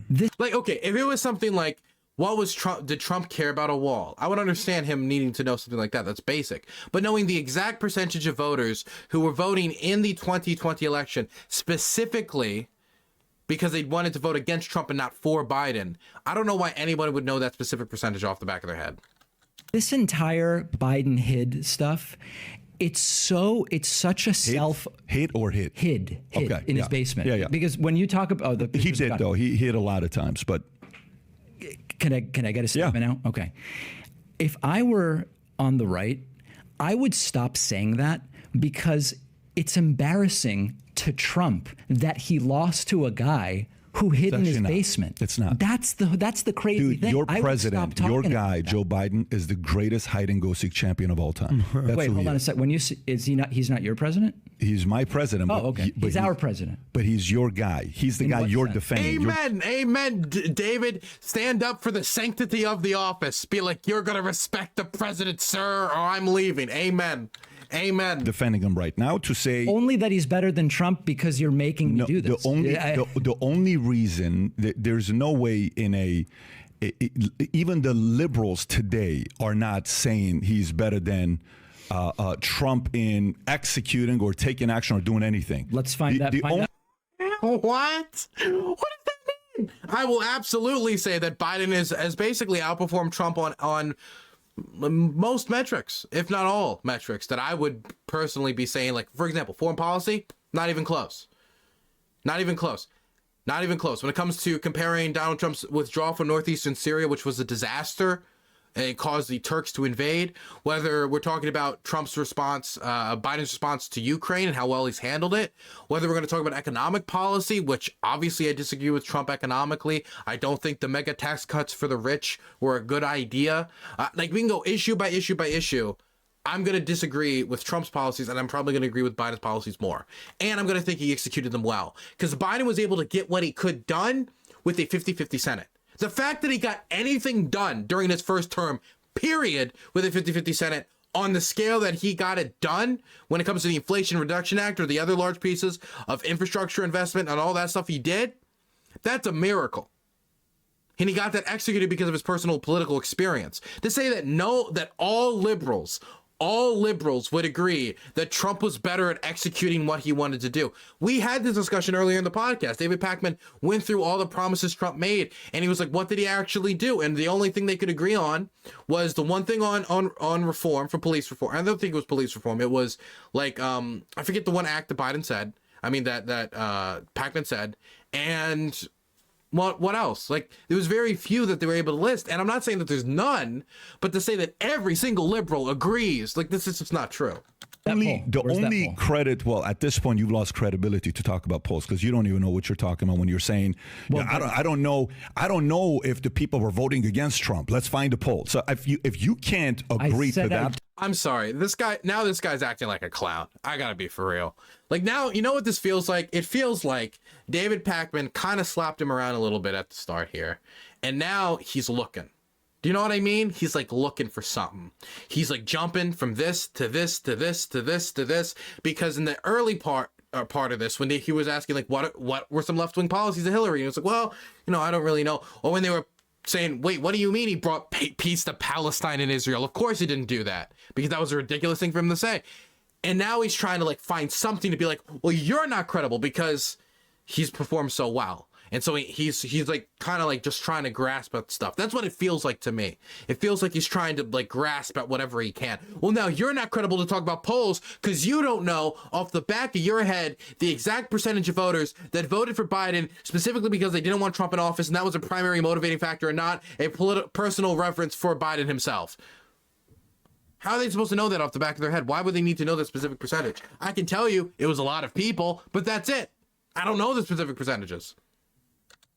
Don't know how many. Of course they were. It's not just how many. It's if you go on look at any of these people who were doing.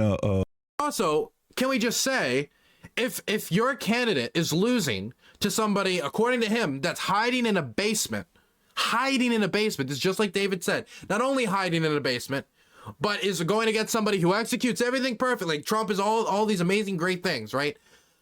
Why is it that he lost? Not only did he lose, it wasn't even that particularly close. It went on for a while, but when everything was said and done, Biden cleared 300. Biden cleared 300.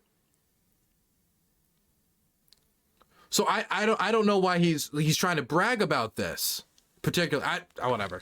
What do you call it? Street when they're going talking to people. Street and interviews. Yeah, it's like, hey, so tell me, who would you vote here? Trump's the worst. Also, can I just say, if people are voting against Trump and voting for Biden to vote against Trump, isn't that like a score against your candidate? If your candidate is so toxic that people will turn out just to see him leave? I would never vote for him. People didn't want to vote for this guy because 99% of the media, everybody was sitting there bashing him nonstop. By the way, same thing's going to happen with DeSantis. Yeah. Same thing happened with Bush. The only Republicans Democrats like is ex-presidents who are now painters. That's the only Republicans Democrats like, because they're no longer a threat. Okay. Trump's a big threat. So for you to say, well, we now have respect around the world. Yeah. I don't even know if I want that. I think if there's an element of competition, because I think if China has to choose between Trump or Biden, they're gonna. I would actually, honestly, who would they choose? I don't know, because Biden's better on Taiwan for Taiwan in America and worse for Chinese on Taiwan, because Biden has been a lot more openly supportive of Taiwan when it comes to weapon shipments. And we saw these Nancy Pelosi trips, all these trips to Taiwan, while Donald Trump wanted to pull back ambassadors, like the ambassadors that we have over there, wanted to pull back our high-level staff, got angry at his staff when he found out that people went to Taiwan to represent the United States, because Xi would call him and tell him how angry he is, and then Trump would be like, how dare you guys piss off my friend Xi? It was like really weird. And there's a lot of reports from this from inside of Trump's administration of how weird that was. So on that issue, I think the Chinese would prefer Trump because he's easier to manipulate. But outside of that, I think maybe the Chinese would prefer Biden because you more understand his mindset. They have more, maybe of a deeper relationship with Biden, and the idea that they've communicated with him before, they've talked to him before during other administrations. They might think it's probably better for just general stability if Biden's in there, somebody who isn't, somebody who doesn't have a particularly short fuse or is like a madman. So it's kind of hard for me to really say which one they would prefer. And China would rather have Biden. That's say maybe Biden out on the idea of if we have Trump, it's going to be a disaster because he could just spiral out of control. Probably not a good sign for me. Okay. Is it a good sign if Russia wants Trump? I mean, this is kind of a silly game, right? No, but Russia is not our number one enemy. Russia doesn't control 80% of chips. Russia is not as powerful as people. I don't think China controls 80% of chips either. Wait, what chips and what percent? I believe 50% of the world's chips are produced in Taiwan. So that's like 50 plus 80. That would be 130. That number, math doesn't make sense. I don't know what he's referring to when he says chips. He needs to be a little bit more specific. Think they are. They have a lot of nukes. They lead the world. Totally get it. But we're seeing right now what's happening to Russia. Russia is more, they're powerful. You got to put them up there. They're strong. But China is really, really 80% of Fritos. Thank you, Gutter Chat. I appreciate it. Strong in experience. China hates America. China doesn't, they've publicly announced what they're going to be doing. You know, there's a very big difference between China and Russia. And I would also, somebody just brought this up in chat. Philip in chat brought this up. Actually, no, it was Bammy. I think Trump also weakened our alliances, which gave an opening for China, which Biden worked to plug back up when he became president. There is a question about unity in the Western coalition. The more disunified the West is, the quote unquote West, even though I don't like the word too much, the better it is for China and Russia when it comes to like pushing their interests on Taiwan or Ukraine or whatever, right? It is true that the less unity there is in the West, the weaker the West is. And by the way, I'm not sitting here telling you we got to be best friends with Russia. But if China likes a president over another one, that is a red flag for me. Yeah, it's not rare as a view on the American right that is generally, who cares what other countries think? I would almost rather they hate us. That's really common. I didn't say that. No, I'm not that's saying what you were saying. I want to see a poll on that. Do you have a poll on that? Not offhand. Then how could you say, why, do you have a poll? Give me a poll. Patrick. But no, give me a poll because that's an anecdote now. We can use this to stop any conversation. But you're doing that. But that's what you're doing, though. You just did it with the polls about liberals you're the no longer expert. like You're the political expert. I'm not. Come on, You're the political silly. expert. What you just did, no, you're being silly. So I'm giving you exactly what you've been doing for the first 30 minutes. Now it officially bothers you. No, it doesn't bother me. I think it's silly. Dude, I think this has been like Pakman's performance is just making his skin crawl. So he's just like, okay, time to lash out, time to go hard. I guess I think that's what's happening. I don't really know why he's behaving this way. We don't get anywhere. But wait a minute. But what you're saying is that if the argument you give, I said, show me a poll. Yeah. Show it to me. You can't do it. There's a difference between you what? saying that there's a specific opinion among voters that they were motivated by a particular reason. We have polling on that. We just have to find it. You like to use that, but not when it works against you. Yeah, I didn't say hate. I'm not a hate guy. If I was a hate guy, you wouldn't be here today. I didn't say that. No, you said most Republicans would prefer if other countries hated us. You're assuming. I didn't say most. Run it back. Wait, you didn't say what? I didn't say most. You said what? I said there is a contingent on the right, that actually is emboldened by if they don't. How small of a community is that? Don't know. So you're going to take the exception? Are you going to make that argument? Oh my God. Yeah. Patrick, I'm verklempt. Yeah. You and I both. You and Linda Richmond. We're going tangent where we can't really drill down on any one issue. I'm saying to you, hate is not, if I had hate, I would have not had you on. I didn't ascribe that word to you. What the fuck is he talking about? Who? His eyes look red? Is he even fucking crying? Did Pakman get under his skin? Like, I am not stupid. I care about policy. I do not. Like what? I don't know. Like, why is what is he even talking about? Hate? Where is this coming from? Who said that he hated anything? This is coming out of completely left field. I'm very confused as to what Patrick's up to here. What's under his skin? What's got him bothered so much? You said, I said fear. I said fear is earlier in the show. No. What I mean is, if China prefers any president. Yeah. For example, if McConnell is going to be president, and China wants McConnell over, let's pick I don't know. Isn't this silly though? Because like, if we do this, then can I just be like, the KKK wants Trump. Boom. Like, the KKK is bad. Multiple KKK members came out as again, I want Trump. Trump's our guy. Therefore, can't vote for Trump because KKK. You can do this with like any organization on the planet. You just find somebody that bad that likes this candidate, and then you're like, they like this candidate. Now nobody should vote for him. Nobody should support them. Like, this is silly. Like, you could do this all day. Like, I mean, I could go deeper into the nuance of like, well, whether or not China actually likes Biden more, there could actually be positives on that front. The question is whether to like Biden is going to make concessions on important issues like Taiwan or not. But if it means that they'll be able to coordinate climate change, like I can get into the depths of that, but I could also just as easily just say, if it's just China likes Biden more than Trump, therefore that's scary, then I could just be like, Klan members like Trump more than Biden, therefore that's scary. Like, you could do this all day, finding bad people that support Biden and or Trump. Over Tulsi. Okay. I'm not McConnell. Okay. If China wants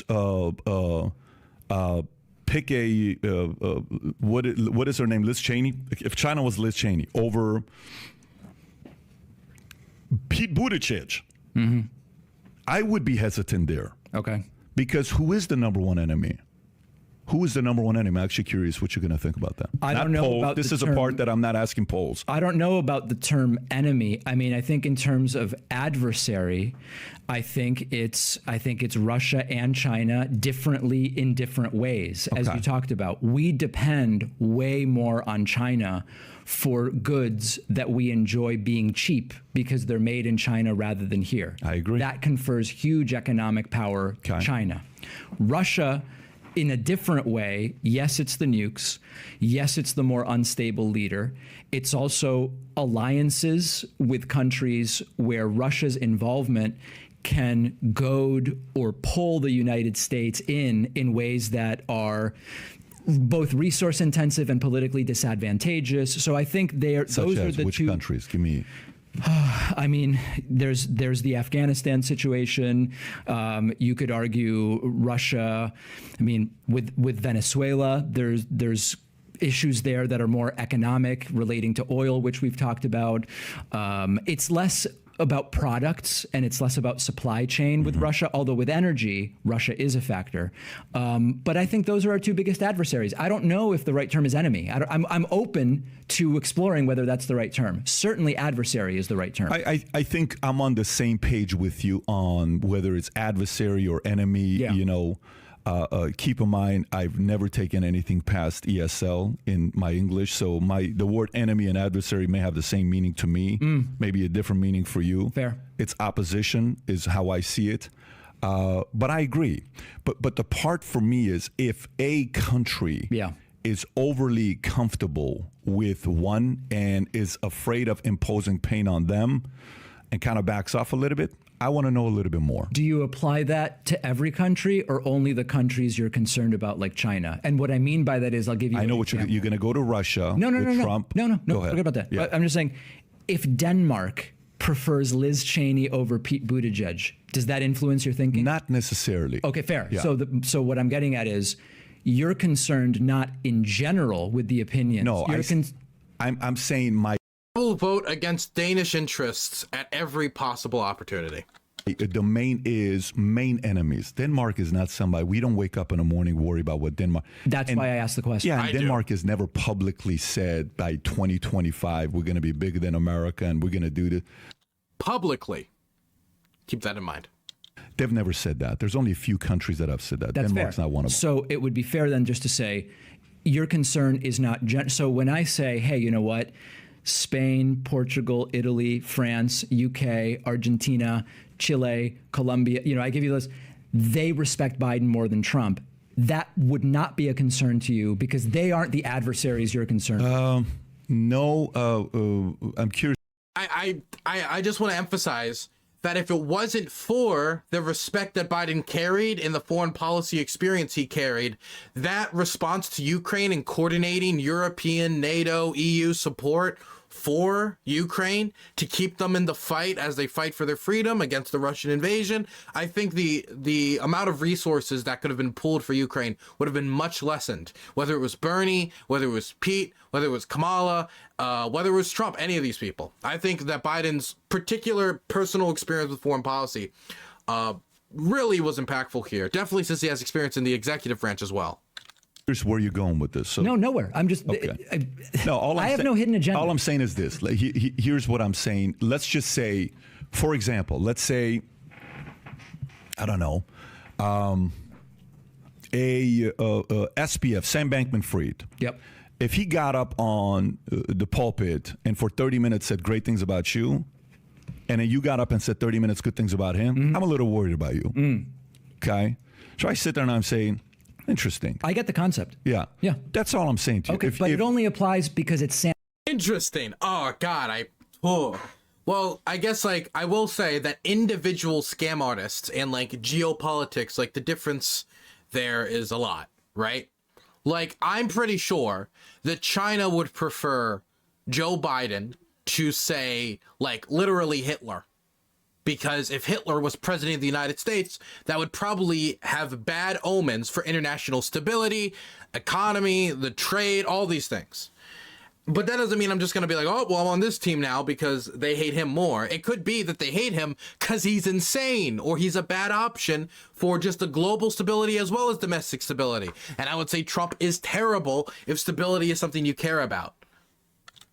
Sam Bankman-Fried, right? Of course. If, Kelly, who brought me in here, said great things about me, that you would have a different opinion. She's not an enemy. She's not an adversary. Correct. Yeah. Okay, that's fair. So really, there's this small list of countries where you would say their opinion is a concern to me. I'm actually really curious where you're going, though. Just to say, it's not you acted as though the general reality. No. I'm not sitting here putting everybody. I'm telling you top enemies. Okay, yeah. So who's the third? Who concerns you the most at third spot? I'm not sure. Okay. I mean, you could make the case that, there's a view that it would be one of the so-called socialist communist nations like North Korea. People talk about, among the American. Honestly, like personally, like the nations that concern me, it's less even like, oh, look how powerful, like the Myanmar junta, Assad, Saudi Arabia, right? Like these are like Iran, like these are the nations that like concern me the most. And not even all of them are like American geopolitical opponents. Canada. Like these are the nations that concern me, but it's not even about like, oh, they're so influential and so powerful. Like if I could choose any government in the world outside of Russia and China, just have all of their government like politicians just explode, just go, it would probably be Myanmar, because I think that's where it could do the most help. But that doesn't mean Myanmar is a particular threat to the United States. This isn't a threat at all. Can't do anything to the United States. It can't even keep control of its own country. Why Canada? I don't trust the Maplebacks. I don't trust them. Okay? They got the good side of Niagara Falls, and that isn't fair. Right. There's big concern about Cuba and Venezuela. I don't really share that concern. I'm not a supporter of either of those regimes, to be clear, and I'm glad to talk about that. But I don't really share that concern. I think third actually is more difficult to say. Iran. Yeah. Iran is a concern, not economically, but it's basically all focused around nuclear weapons and the possibility of seeding terror. So that's a very different situation than Russia and very different situation than China. With third, it really depends on the politics of the person that you ask, and I kind of keep an open mind on that. David, why are you not a socialist? Why am I not a socialist? Well, you say you're not a socialist, unless if you are. No. Okay, so tell us, why are you not a socialist? I'm not a socialist because you grew up in Argentina, right? Yeah. Okay. I was 5 when I moved to the U.S. Yeah. But I mean, like some of your family, they're supporters of socialists. Like who? Your mom supports socialism or no? No. Where did I get that? There's an article that says about your mom supports socialism. Okay. In Argentina, in the 60s. Hey, thank you for the 500 bits, Creo. 500 bits. I do love how this conservative dude is literally showing why the world didn't like Trump, only worried about his enemies and doesn't give a fuck about his allies. True. Oh my God. From behind, from like halfway across the arena, the dunk. Oh my gosh, you must got a extendo stretchy arm to get that in there. Good job. Jeez.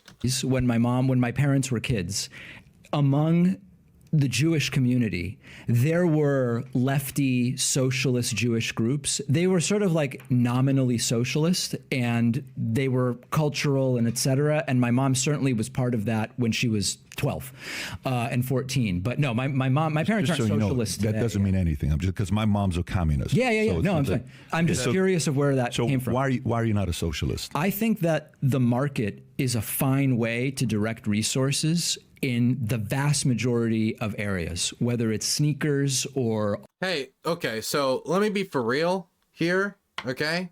Now, I am a coward, a big coward, and so I'm gonna let Pakman go off about capitalism here, okay? And how much he loves capitalism and loves poverty. I'm kidding. Let him protect his precious markets in silence, okay? Because can I be honest? I feel like I can talk about most political issues. Economics is something where I always feel dicey because I know how much work people put into studying it, and I know how little I know about it comparatively. And so I always will like leave the conversation to other people if possible. Not saying that I'm ignorant of economics whatsoever, just like, you know, I prefer to let people who know more to speak about it. Automobiles or cell phones. I think that that's absolutely a fine way. But I do know this: global trade is based. It is a creator of peace and interconnectedness that makes it more difficult for nations to go to world war. And one of the biggest reasons why I'm such a big old globalist all the way. To direct resources, I see it as an authoritarian imposition for a government to come to a business owner like you or like me and say, you must socialize the ownership of this company. And I'm against that. I don't see any reason for that. I don't see a legal basis, and I don't see a moral basis for it. I also love co-ops. Unrelated, but I'm a big co-op supporter. What I am okay with as a capitalist, right? So, and I know I saw your conversation with my friend Kyle Kolinsky, and it seemed like you guys were talking past each other a little bit on social democracy versus socialism or whatever. I consider myself a social democrat, sort of in the mold of Denmark, Sweden, etc. Those are capitalist countries that have decided to socialize a couple more things than we've socialized in the United States. That's really the difference. And it's capitalism. It's a form of capitalism. Capitalism to make the money, socialism to spend the money in a lot of these countries. No, I mean, I think that's a common talking point, but maybe to like distill it in a way. Are we all okay with socializing the military? Are you cool with that? Like, in other words, we use taxes. So then let me ask the question a different way. So it's funny to me, just the way a lot of people on the other side are funny to you. Cybermorph said to me, and clearly you don't have much insight into geopolitics either when you're referencing Canada and not trusting it. Yeah, okay, whatever. Just leave your guns at the border, dude, if you must visit in order to get cheap prescriptions, healthcare, or clean water. I could go on and on about all the problems with Canada and how America's better and how you're America's hat. And this is why, and I don't trust Canadians because they're maplebacks. I could go endlessly about this, but nothing I could say could ever sting and hurt more than the fact that Quebec is within your nation's borders. And out of a respect to being uncruel, I'll just keep the stream moving. When somebody says I'm not a socialist, but then they defend socialism and go straight to military and how much it costs and how much money spent. That's not the direction I was going. I'm just saying. But but it's not fair to interrupt something with a rebuttal for what I'm not doing. Go ahead. Okay.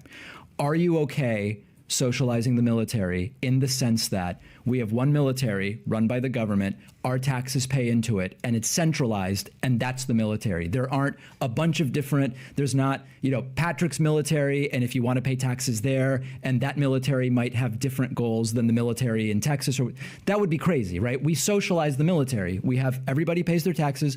We have a federal. One second. He's going on. One second. He's going on in chat. One second. He's in chat. I got a Canadian in chat. One second. Do I have like Canadian music I can put on? What's like Canadian music? Like stereotypically Canadian music. Stereotypical Canadian music. You know what? What's that one guy? Canadian from Punch Out music. There we go. We'll do that one. Yeah. There we go. Yes. Bear Hugger from Punch Out. Let me read your message, okay? Lol, yeah, your country is the greatest with one of the highest infant mortality rates in the world and among the lowest lifespan in the G20 and industrial world. Yep, with how many hundreds of shootings in any given weekend in Chicago. Yep, and drive-by shootings and mass shootings every other day. Or is it every day now? Yep, clearly superior, lol. You know what all I heard, Cybermore? You wanna know all I heard? A moose about the who's, a moose about the who's, a moose about the who's. I didn't hear any of that, okay? All of that was lost in translation, okay? Email me at DylanBurns7076@gmail.com or DylanBurnsTV@gmail.com if you want to get it back to me, but speak like in American English, though, to make sure the message get through, because I didn't understand a word of that. I couldn't hear you over my freedom. I couldn't hear it. I couldn't hear you. Federal military. Fair? Keep going. Do we have that? Keep going.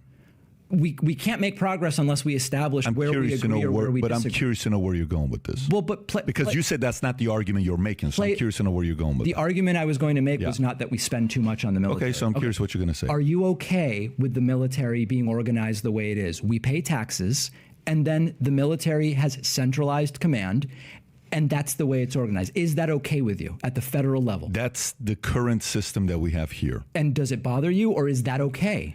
Does it bother me that we have I don't even think we have at this point, but we can have a strong military that prevents future wars for somebody who lived in Iran and went through war for 10 years with Iraq and experienced all that? Yeah, I'd like us to have a strong military. Okay, and you're That wasn't the question, whatever, but okay. Okay with it being run the way it's run. We pay taxes. I don't think we're running it well right now, so I don't know what you mean by that, but I'm not. It feels like he won't answer the question. He was asking if he likes the centralized command structure, which is what we have in the United States military. And he said, I like to have a strong military. That wasn't really a response. You could just say, I don't know. Or I don't know. Dude, it feels like everybody on the internet is like, when you say the words, I don't know, which David Pakman said multiple times during this interview. By the way, respect that in a lot of situations. As long as if you're debating something like, oh, I'm debating like math and I don't know the answer to 2 + 2, then obviously you can be clowned on for that. But I really respect people who are willing to say, I don't know, online, on camera. Because for a lot of people, that's like the most dangerous thing to say, because then you're going to look bad in front of your audience. You're not an all-seeing God who can offer advice on everything and so should be tuned into your show 24/7. I really respect people who say, I don't know. Like, you could just say, I don't know, no, or yes. Like, you could say one of these things. Maybe it's scary to say I don't know. I don't know. I don't know. See how easy it is? Not happy with the way we run it today. These aren't trick questions. I'm curious to know where you're going. Let me give a different example. Yeah. Are you okay with the fact that the fire department is socialized, usually at the municipality level? I am. You're okay with that? Okay. Are you okay? Because it's community, because it's where you live. Yes. Fair. Are you okay with the FAA being socialized in the sense that the air traffic control is run by the FAA? There aren't all these different air traffic controls where here's a couple airlines that use one and then here's a couple airlines that use another. We have the FAA, they run ATC. This is what keeps planes from running into each other. Our taxes go into it. It's socialized. Is that okay with you? Socialized means we are distributing the cost among the people and giving centralized control to that entity. Is it okay? Am I willing to spend a portion of my taxes? Not my question. For that, yes. Okay. The difference between where I think you are politically and someone like me is I'm okay socializing a couple more things, okay? So it's really where these conversations go off the rail with allegations of socialism and whatever, you just said you're okay socializing a number of things I mentioned, and there's more, right? We could say, are you okay with like the VA? That's a socialized medicine. I don't know if you're okay with the VA. Maybe you are, maybe you're not. You and I agree on socializing a whole bunch of stuff. I want to socialize a couple more, and otherwise everything's the same. I don't know that makes me a socialist. Okay, economically, yeah, socially, I would assume these people are completely on the different ends of the spectrum. Let me ask you a question, David. So, out of every dollar you make, Pakman I'm sorry, this is a really, really good performance from Pakman. Besides when he got flabbergasted a few times by like this guy just honestly just kind of being difficult. Like, he's performed very well, like very well. What are you comfortable being taxed on, like being taken away? It depends what I get for that. Can I give an example? Sure. Okay. My willingness to be taxed would be greater if, for example, my or my daughter's college education were paid for by those taxes. So in a vacuum, it's really hard to answer that question because it depends what we get. Okay, so let me continue with these questions. Please. So who do you think makes better decision for your daughter, you or the government? What kinds of decisions? School. What kind, like college? Let's just say if you pay me, I'm the government, but I'll choose which school. Honestly, can I be for real? When it comes to school, like, I think it's I don't know all the stuff that like high schooler right now needs to be taught, even though I just left high school. When it goes to mathematics, science, all this stuff, this is stuff that I would expect society in these schools to be able to give my daughter and or son. They would need to know what they need to learn in school to be able to participate in the workforce, because I don't know everything they would need to know. So to some degree, you're going to have to trust the government, at least if you're going to participate in the public schooling system. Can go to versus you don't pay me, the government, you take that responsibility and you get to choose to send your daughter to what school she wants to go to. What do you mean the government chooses? But I'm giving you those options. So meaning the government says. Also, wait, when we talk about like higher education in college, which is what's being discussed here, I know there's like societies that pay a lot of money into people college funds and making sure they can go to higher education. And you can still choose what schools you're going to. I mean, you still need to get accepted into certain schools. You still have to perform to a certain level.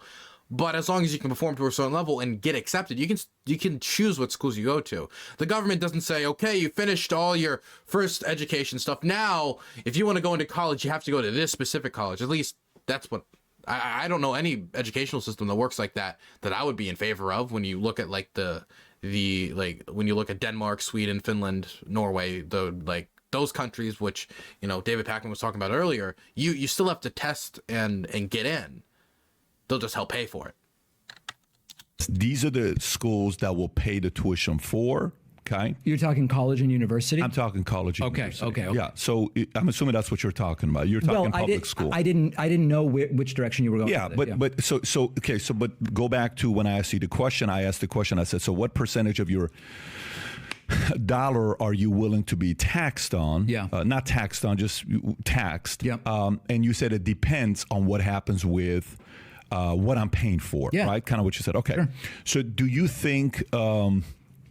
I mean, is that logical? Do you agree with that, at least in principle? H-Live redeemed asks for subs. Hey, if you donate subs, I will go to Sweden and apply to the system and go to college and come back in 30 years as a historian in Viking history, to disprove this man's theories about these governments that pay for college. Of course, it's for science, and not for and not just so I can play video games in Swedish colleges for 30 years. I think you have a good brain and a good mind to make better decisions on what to do with your money than the government can. No, but before we go into the specific education, because I'm trying to find points of agreement here, because I actually don't think we're really that far apart on a lot of these issues. Are you of the mindset that, just hypothetically, are you okay paying more in taxes if the taxes include fire, police, roads, bridges? Are you generally just have you ever lent anybody money? Yes, but you're not answering my question. But I'm gonna answer too. Okay. This is my way of answering. You have your way of answering. I'm gonna answer you the way I'm answering.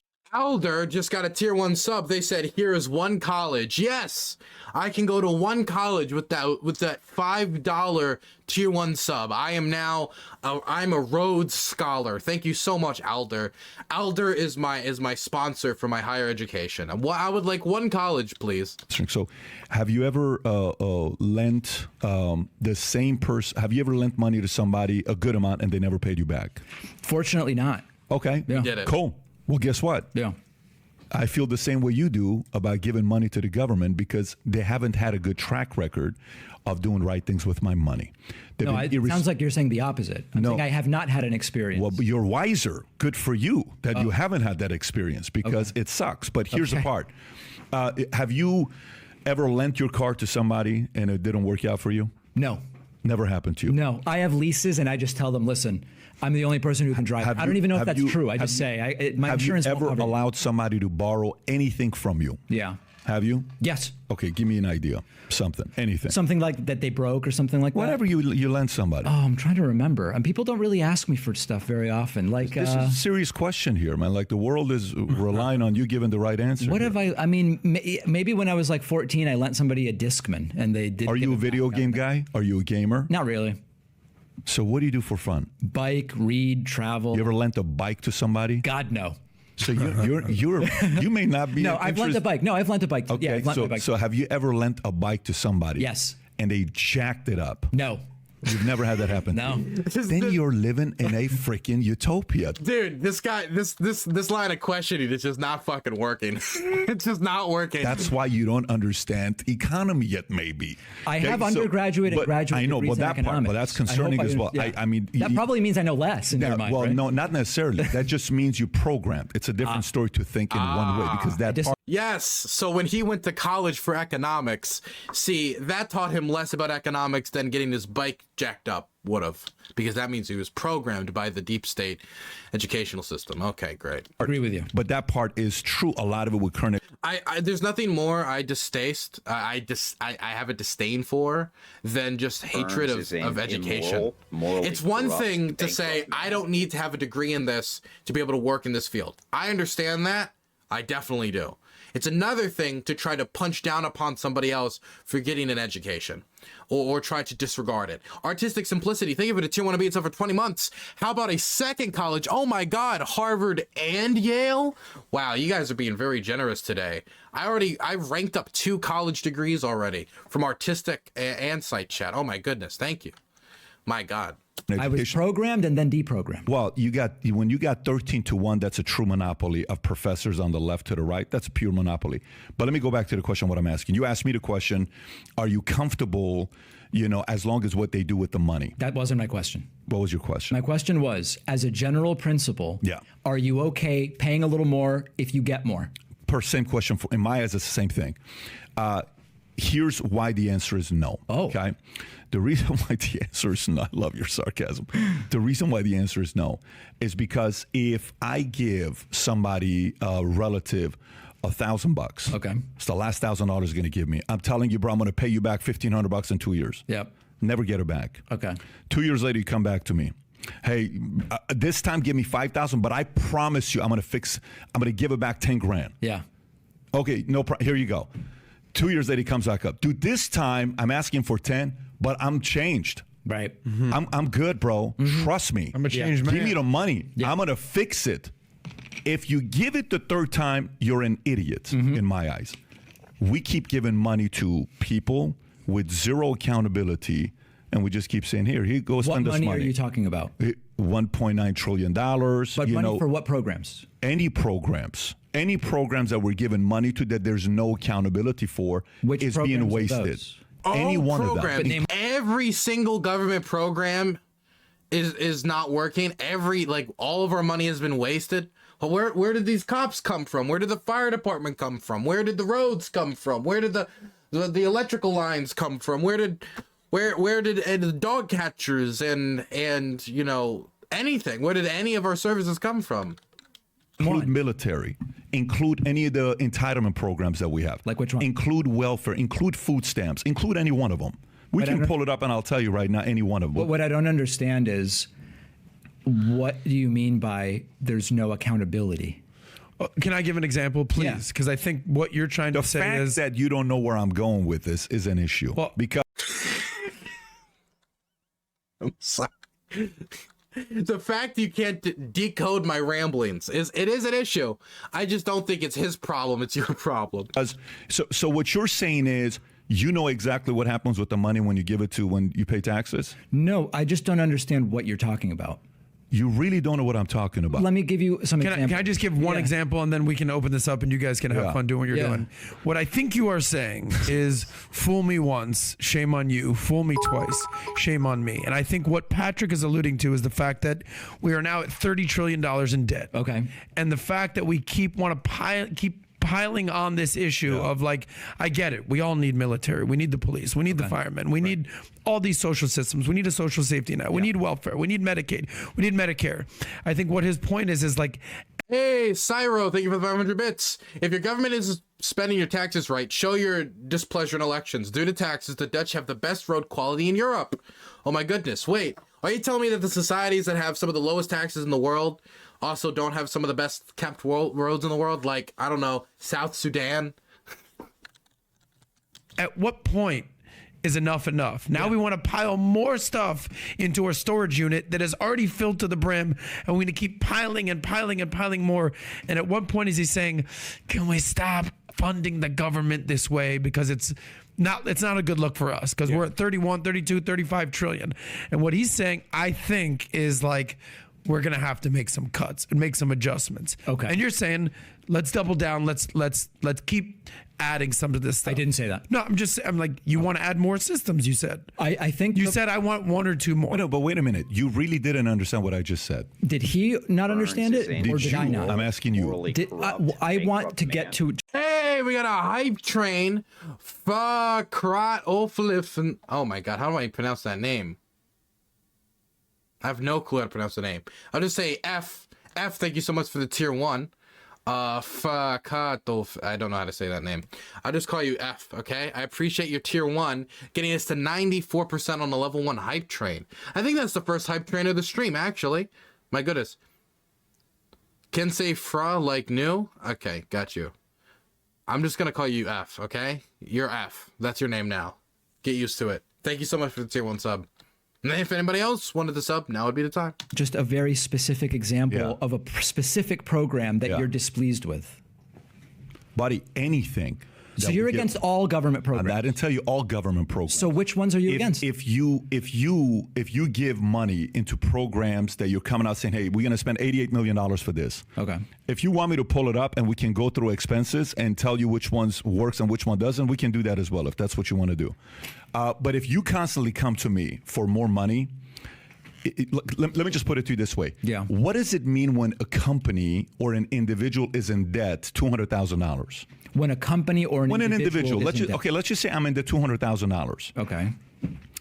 And it was $100,000 5 years ago. Okay. It was $50,000 10 years ago. Yeah. It was $10,000 15 years ago. I come to you for another $50,000. Right. Should you lend it to me? Probably not. No. What are we doing? What are we doing? We're lending our taxpayer. It sounds like you're analogizing. But we're lending our taxpayer money, and we keep getting into more and more and more and more in debt. If the government was an individual or a corporation, I don't understand why investors keep giving this government more money when they have no cash. The critical answer is the government and countries are not like households or companies. That's the difference. It's just, it's not an That's not true. analogous. That's not it's true. Not analogous. That's not true, though. So meaning it's okay for us to keep going into debt. That's okay. That's not what I'm saying. So what is different about it? It's important to have a balanced view that when it... Whoa, Treasure Mansion with the 100 bits getting us to level 2 in the hype train. Oh my goodness. As if the private market doesn't fail on its obligation, the Protection Consumer Bureau forced Wells Fargo and Bank of America to pay back money they stole. That is also true. And what's crazy about this is I'm not advocating for getting more and more into debt, right? Trump did a great job of it blowing up the deficit.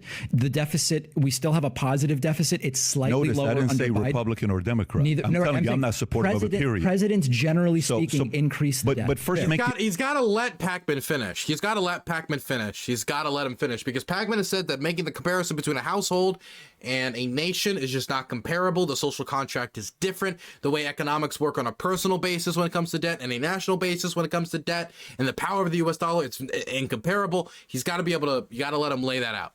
The argument on how different it is to give the analogy of personal household, that it's okay for the government to increase its debt, but not on the personal side. It's not a question of it's okay. It's not the same. And what I'm struggling with, Patrick, is that like everything I'm saying is just being relayed to me, usually interrupting me incorrectly. So now I'm having to clean up what you think I said to then answer the original thing. My point is the following. You said those three are different things. They are different. Explain things. why. They are different things. Explain. With a household or corporate budget or debt, you at some point at the end of the day don't have any more recourse to carry the debt, and you either have to declare bankruptcy or you have to, all the things that you know.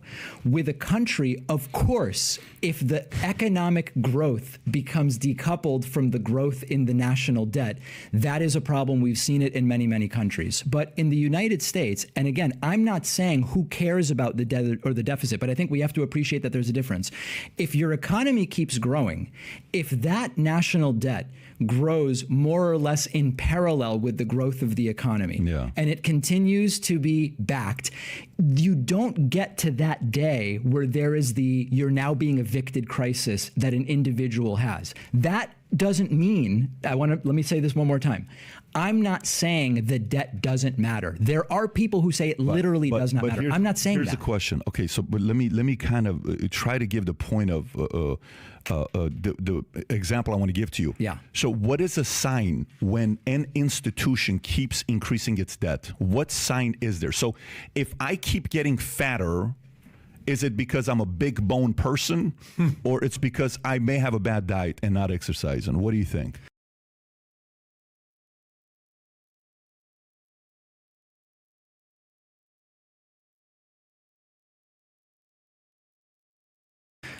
I guess it.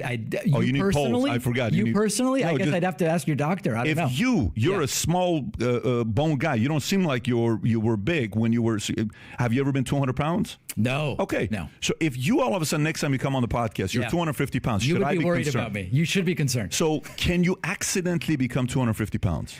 It would be a number of accidents in a row. Exactly. Which, by the way, you probably enjoyed your dinner. You probably enjoyed your food. Right. But if you came back 250 pounds, as a friend or even somebody that's in the similar space that we're creating content, should I off camera say, hey, bro, what's up? I would appreciate it if you did. Okay, I should do. You're a father. You got a kid. I'd like you to be around for your daughter. Thank you. Statistically, we're a better society when we are. Right. Okay.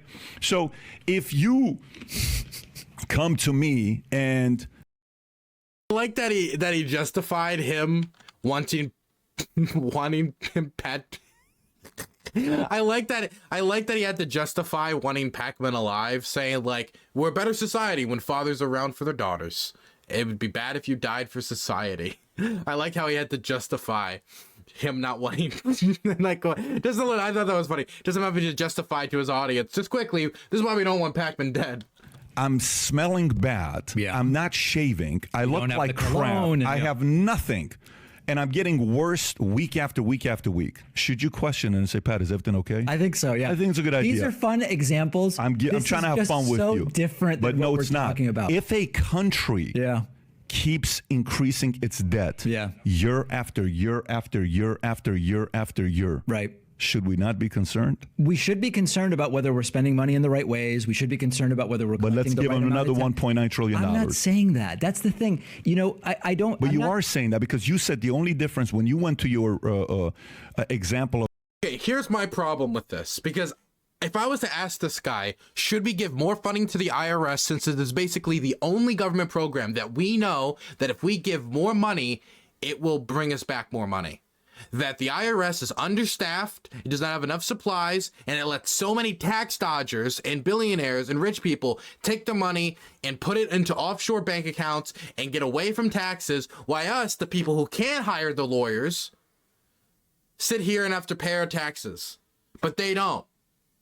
Should we give them the tools necessary to catch tax cheats so we can bring in more money and so we can properly govern the country and have an organization that's, you know, doing its job to its maximum efficiency?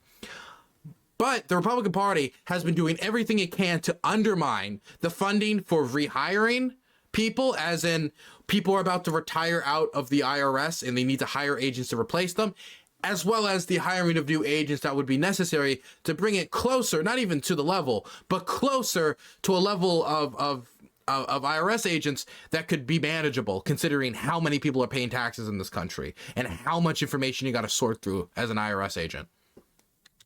Of military, and you wanted me to say yes, and you said, look, I'm not a socialist because I think this, and he said the only difference is I just want 2 or 3 more programs. And what I'm saying is we can't afford it today. Okay, that's maybe in 20 years. But I worry that I don't know if you think I'm talking in bad faith or if you maybe don't understand my political views, but I think differences that are actually much more subtle than you think they are being blown up as if there's this crazy difference here about what's going on. We're definitely using different rhetoric in this conversation, but I don't know whether we're actually understanding each other really that well, because I'm with you. If there are programs that are wasteful, how do we define wasteful, right? That's the difficulty. But if there are programs that are wasteful, if there are programs that are not economically stimulative, if there are programs that are being used for fraudulent reasons or whatever the case, I'm going to be right there with you saying we need to do something about this. The things I'm looking at when they are done in other countries, the country doesn't become socialist. You can still own your business. They don't socialize your business. They don't communize your business. None of those things happen. Many of these countries have really good business environments, but they're just saying, hey, we have enough riches here that this capitalist system has created, which I'm in favor of, where we can do a couple more things. That's all I'm saying. What I'm saying to you is... You don't want it. No, it's not what I'm saying to you, that I don't want it. Yeah, we can't afford it. If you can stop interrupting this entire damn show, freaking, it's not fun, is it? No, I'm good with it. It's part of having conversations with people. It doesn't offend me. But if I sit there and I say, David, we can't afford it right now. Okay, I would say, what do you mean? I would tell you it's called $31 trillion. Okay. Is what it's called. We're in debt, a lot of debt. Okay. And you may not have to pay it back. Somebody has to pay it back. Your 7-year-old's going to have to pay it back, but that money's not going to print. 7-month-old's going to have to pay it back. Someone's going to pay it back. Yeah. Okay. That $31 trillion, you're not just one day going to say, guys, let's just write this thing off. You guys okay, China? Hey, Japan, you cool? Let's just write this thing off and just forget about it. And let's start again. Yeah. How cool would that be? Well, we can't do that. We have that debt. We can't afford it right now. One of the things about a lot of these issues is, first of all, they're way bigger than any conversation where we just like list the programs and say we cut. If you look historically, countries don't cut their way to economic prosperity. Countries tend to grow their way to economic prosperity. True. You with me so far? True. Yes. Countries grow their way out of economic prosperity. No, that's the opposite. That's the exact opposite of what he said. He didn't even get close. Opposite of what I said. Countries grow their way into economic prosperity. They grow by building I've heard that businesses. one too many times. So let's keep getting into debt, is what you're saying. That's not. Oh. That's not what I'm saying. So what are you saying? What I'm saying is, over the long term, if the government spending is economically stimulative, it will help to grow the economy. It's fundamental demand side economics. So like as an example, there are certain government programs that are are these cigars, by the way? I just noticed this over here. You can take it. If countries spend money on, I don't know, you seem to be looking something up. I don't know if you're paying attention. I'm listening to you. I am listening to you. Go ahead. If countries spend money on economically stimulative programs with a high economic multiplier, they can create growth. If countries spend money in ways that are not economically stimulative, then it increases the debt. So for example, just to pick two different programs, I don't have any emotional attachment to these two programs. I'm just going to list two programs. Food stamps and what is happening in here, by the way? Are those gummies? Yeah, taking vitamins. Man, this is trying to be healthy for you. Right? I know. I don't want to be a 400-pound guy. Food stamps have a high economic multiplier. Okay. Tax cuts for the very rich have a low economic multiplier. I'm not passing any judgment in any way. I'm just telling you there are ways that the government can spend money that is good for the economy and ways that is not so good. That's my only point. Doing good.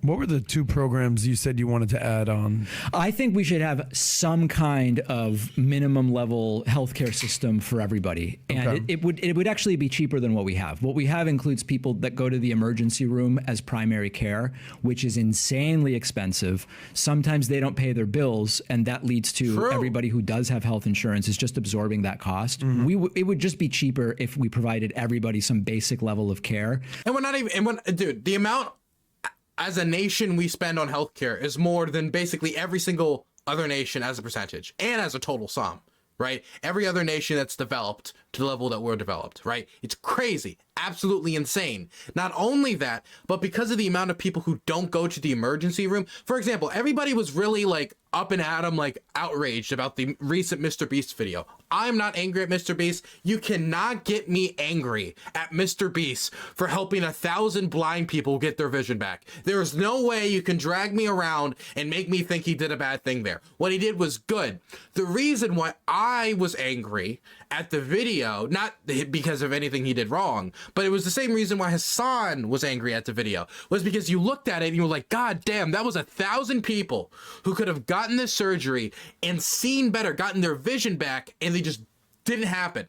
Didn't happen because it was too expensive. It was out of reach. And these are people who in the video were talking about, I'd love to get back to work, but I can't because I'm blind. I can't cover it. Mr. Beast covers it. That person can now go back to work. He's back in the workforce. He's paying taxes. He's spending money. He's buying stuff. He's consuming. He's a consumer. He's rejuvenating the economy. He is now an active participant in the American market.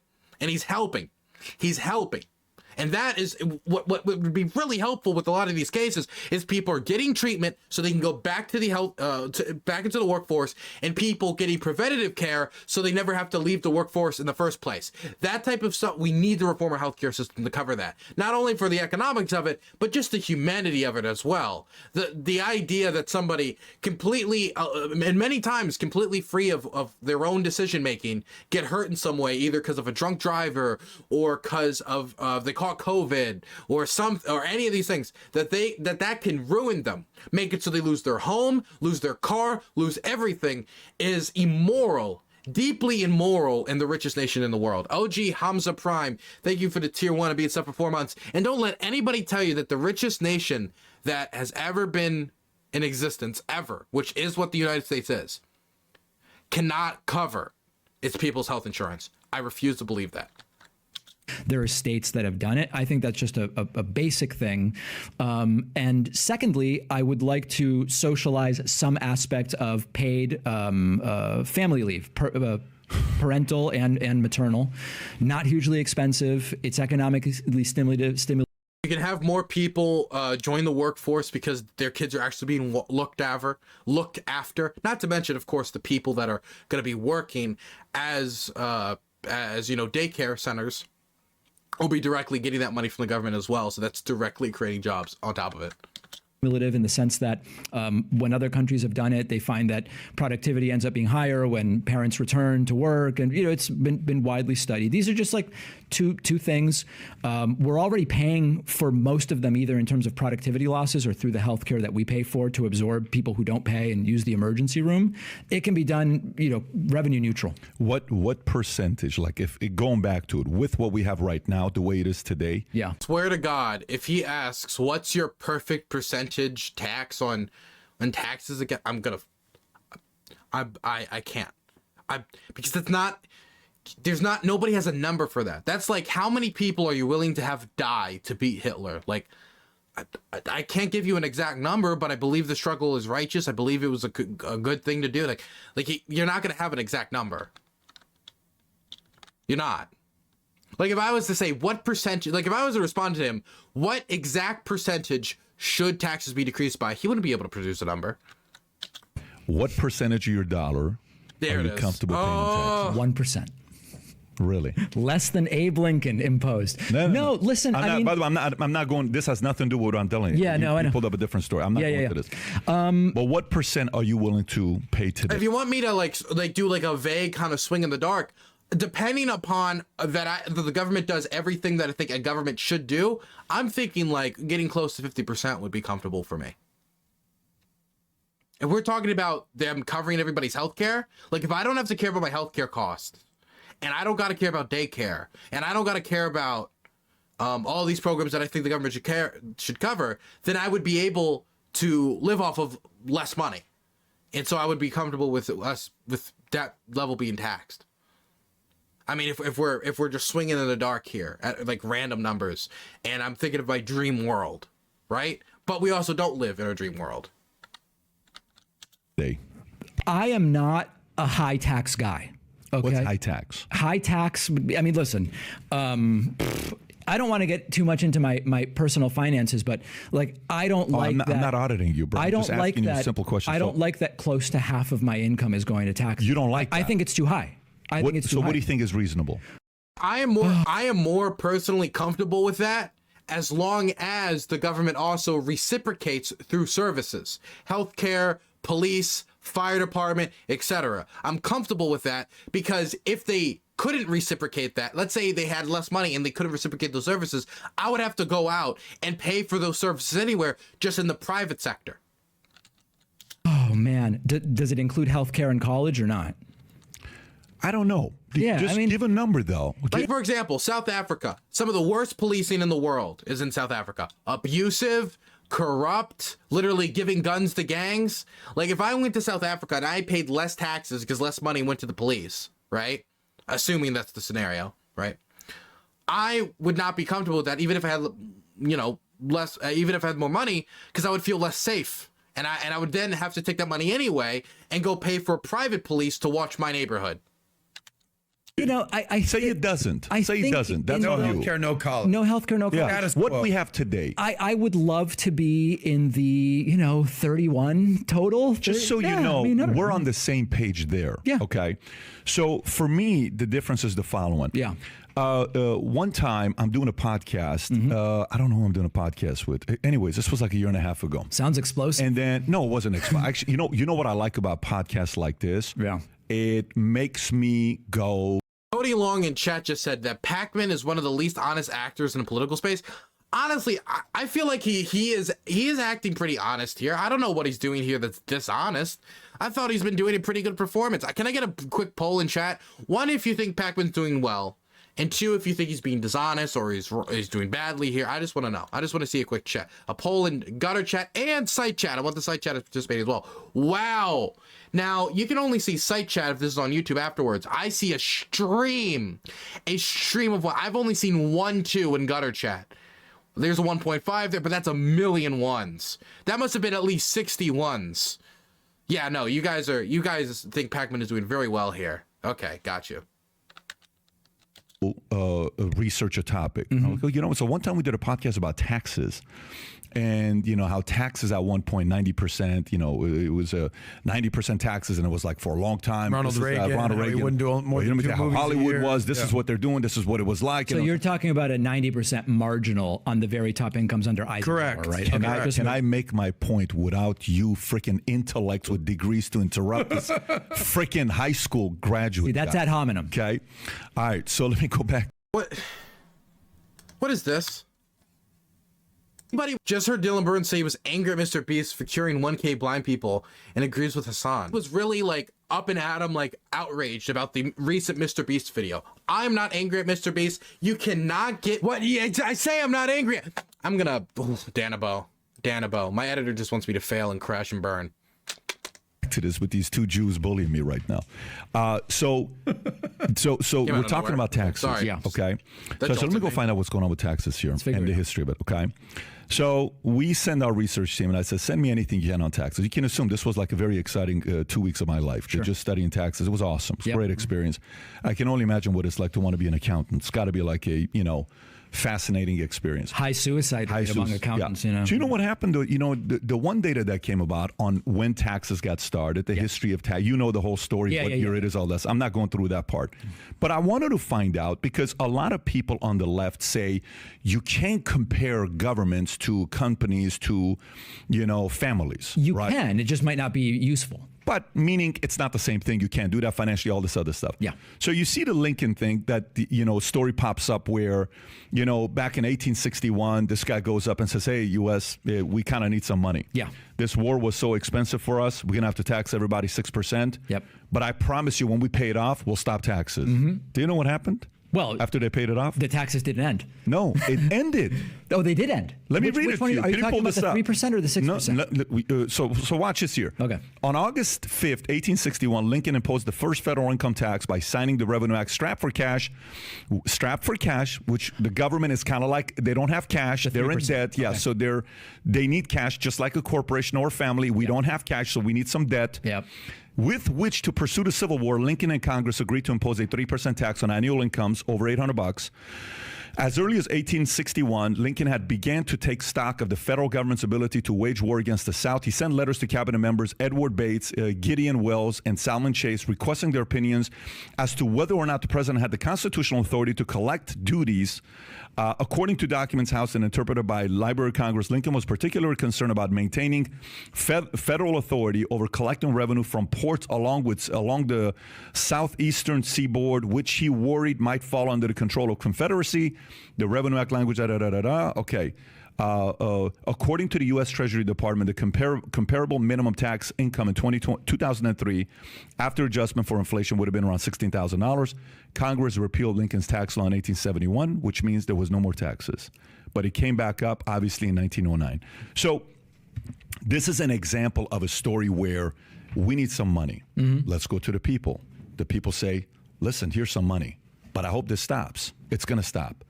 So the moment we allow the government to use this power too much, they've abused it. Okay. And for me, my only argument is, if I have to choose between giving you $1 million, that's going to sound crazy, okay? I hope this doesn't get your head too big and you get too confident here. Please. If I give you $1 million, or if I give $1 million to the government, I'm willing to bet you're probably going to create, a better climate with $1 million than the government would. And if I have the choice to give $1 million or $1 billion to creators, job creators, small business owners, on what they can do as a source of investment versus giving that money to the government, if there was a FICA score, if there was a FICA score, I don't know what your FICA score is, but you know the range, 400. Very high, okay, extremely high. 400 to 820, give or take, that's the number where it's at. If we had to give a FICA score to the U.S. government, what do you think their FICA score would be today? Yeah, but he needs polls. Give me the polling on that. No, listen, here, I mean, what you're saying is super interesting. Do you know the point I'm making now? Yeah, because I want to be clear. No, it's a clear point. And here's one of the things that I think I'm guessing we would probably agree on, which is when you think about the way that we organize society, this isn't politics. This is just like sociology, philosophy, kind of like reality. Once you get a group of people bigger than about 150 people, okay? If you want that to be run in some way that works, what we might define as works, you have to start introducing some level of centralization. That doesn't mean with 150 people, you need the tax system and everything that we have right now. But it's just kind of like a reality of organizing societies, that as societies grow from 150 people, and think about it, 330 million people now in the US, 8 billion people in the country, the idea that you have, which is, I'll just pick some people to give $1 million to instead of the government. It's that it just doesn't work. That's it. Some things have to be centralized. I'm having fun with you, buddy, when I'm telling you that. But the point I'm trying to make to you is the following. But the idea is an interesting one. No, but the it's point not. Okay. The point. No, it is an interesting. Point I'm trying to make. God, dude, I love Pakman, man. He's doing really, really good here. To you is that's how the U.S. government was. I wish I would. The thing is, when like somebody does well, it's like, what do I even say? What do I add? All I do is just sit in awe, Ran. Yeah. The country you and I are living in. Yes. It was ran that way, guys. We don't have money. We go to the people. I promise you, once we pay this off, we're gonna stop taxing you. Yeah. And we accepted it. No taxation. So we're like totally fine with this. We're game with this. And then now it's pure abuse. We don't have a choice now like we did back then. Yep. It was ran like a company. It was ran like a family, having their finances in order. Today, America's FICO score is in the 400s. In the 400s, what you should be able to finance? Nothing. I don't know. 60% down, 30% for cars. It's at 400. Nina. It should be 100% down. But so what would you want? So you said you were with me on like low 30s for taxes. I am. Right? Okay, yeah. So really, it sounds like the issue is more. I would want a flat tax, and what I'm saying, I would want a flat tax, meaning I'd like to go somewhere between 10 or 15 to 33, and a time to go to 30. That's not flat, is it? I get that, but what I'm saying is, if America, like right now, we need to pay off debt. Guess what? Yep. Tax me 33. Okay. But let's gradually pay some of the stuff off. I would like for them to say, we're going to go off a budget of 25% or 20%. The 13%, every year we're going to pay off the debt. Okay? But here's a problem. Yes. You know why that'll never happen? Well, there's a lot of reasons. I mean, I don't know. I'll give you my reason why. Because Congress people will never win on they'll never that get type reelected. of agenda. If we have no term limits, these guys are going to play whatever games to. You're for term limits. Are you kidding? Oh, me too. Absolutely. Oh, you kidding me? Yeah, absolutely. Guys, we just found some common ground with David Pakman and Patrick Bet. David, term limits on the agenda. My challenge isn't my challenge is we're giving money to people that have proven they have no clue what to do with it, and the debt keeps climbing. Now, when it comes to like social safety net, right? Can I tell you my view on this stuff, and you tell me if you agree, right? I moved to the U.S. as an immigrant. Okay. I had the benefit. If my parents had to pay for my initial schooling, like if they had to pay out of pocket for elementary school or whatever the case may be, my mom wasn't working at the time. My dad was just starting a job where he didn't make a lot of money. They couldn't have afforded if that public school said, we're going to charge you, right? So I immediately got the benefit of that. Follow along, right? I got the benefit of police protection and then eventually all these different things, contracts. So when I started my show, intellectual property. So the way I see it is I've been extraordinarily fortunate to be able to build my business and get to where I am, thanks to a whole bunch of things that everybody paid for through taxes. So my view now is but let me finish up. I'm also okay. Like I recognize, I've got these great employees. Many of them had public school educations, and they have certain protections when it comes to safety in the work. All these different things. You should be able to do all that with no more than 30%. Well, no, I'm not even getting to 30. Yeah. But so I feel it's almost like a patriotic thing where if taxes are properly set and being spent on the right things, I think now my success, which only exists because of previous taxpayers through all those programs I mentioned, it should go to help other people who don't have enough. That's the wrong mindset, in my opinion. Okay. And let me tell you why I think it's the wrong mindset. Because, okay, you ever had a job?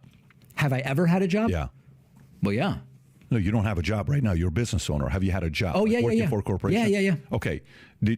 Were you there for 5 years? Like, did you work for a company for 5 years? Yeah, I mean, this is kind of funny, but I worked for the now defunct retailer Circuit City for 5 years. Really? Yeah, selling extended service They pay plans. very well, but I don't know when you worked. But they were paying very well in the commission I era. got laid off when they went from commission to hourly. Yeah. The people who were making too many commissions, they didn't want to pay us hourly. They laid us off. Check this out. Okay, so let me see if what year was it you were working at Circuit City? It ended in 2003, so it would have been like the era. Yeah. By the way, can you tell everybody how much a good salesperson at Circuit City was making? Well, if you remember, because I'm willing to say this. I worked part-time because I was like starting college. Check this out. 30 hours a week. Yeah. And I was making $75,000. That's insane. Yeah. That is at Circuit City. That's actually insane. That is actually crazy. Part-time? In college? Really? That is insane. Yeah. Okay. They realized it was insane, and they're like, "We're not paying these people But anymore." that's bullshit, though. That's bullshit, though, because that's why they went out of business. Right. Oh, the absolutely. model was working. Yes. You guys were doing your Best part. Buy came up, dude. And then Best Buy's paying $7 an hour. But you're about to validate my point. So check this out. This is a perfect example here. The perfect example is here. So for me, you know how you go to a funeral and everybody's mourning, and maybe you don't know the person, but you're going because it's somebody you don't have a relation, like it's in-law or somebody like that. Sure. But just the pain on everybody's face, you feel it, right? Yes. So for me, when I hear a company going out of business, breaks my heart, especially a company that's been on for a long time. Yep. Because to start a company is very hard, very, very hard to start a company. To make it last past 5 years, super hard. Right. 10, 20, 30 years. And then create hundreds, if not thousands of jobs. It's not easy to do. Somebody and a group of people had to sacrifice a lot, right? Okay. So what you're saying is the following. Yep. Hear me out. Okay.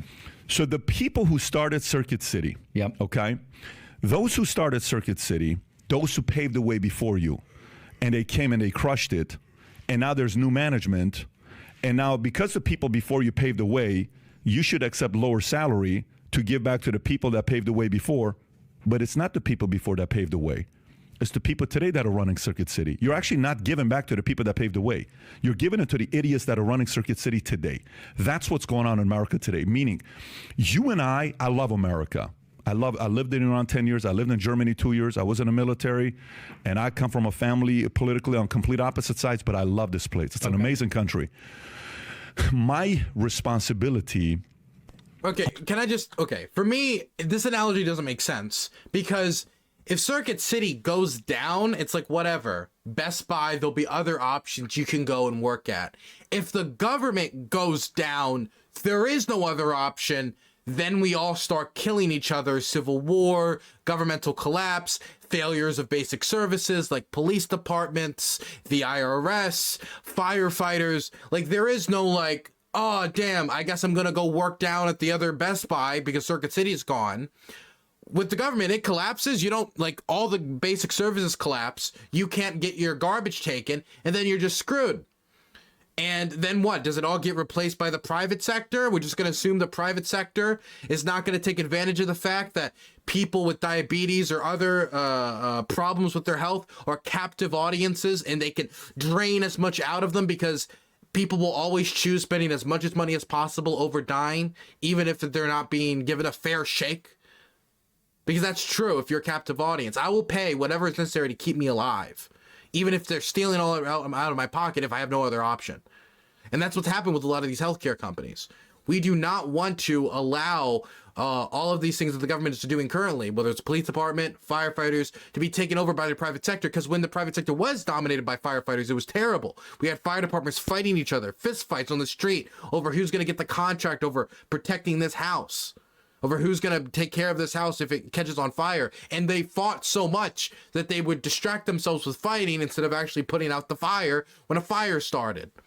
And this type of issue is with many different things. Healthcare is just one of the things that we point to because it's the ever-present issue where we know that this should probably be covered by society. Everyone kind of knows it, but we can't agree to change the system even though we're spending more money now, either due to lobbying or any other number of political issues.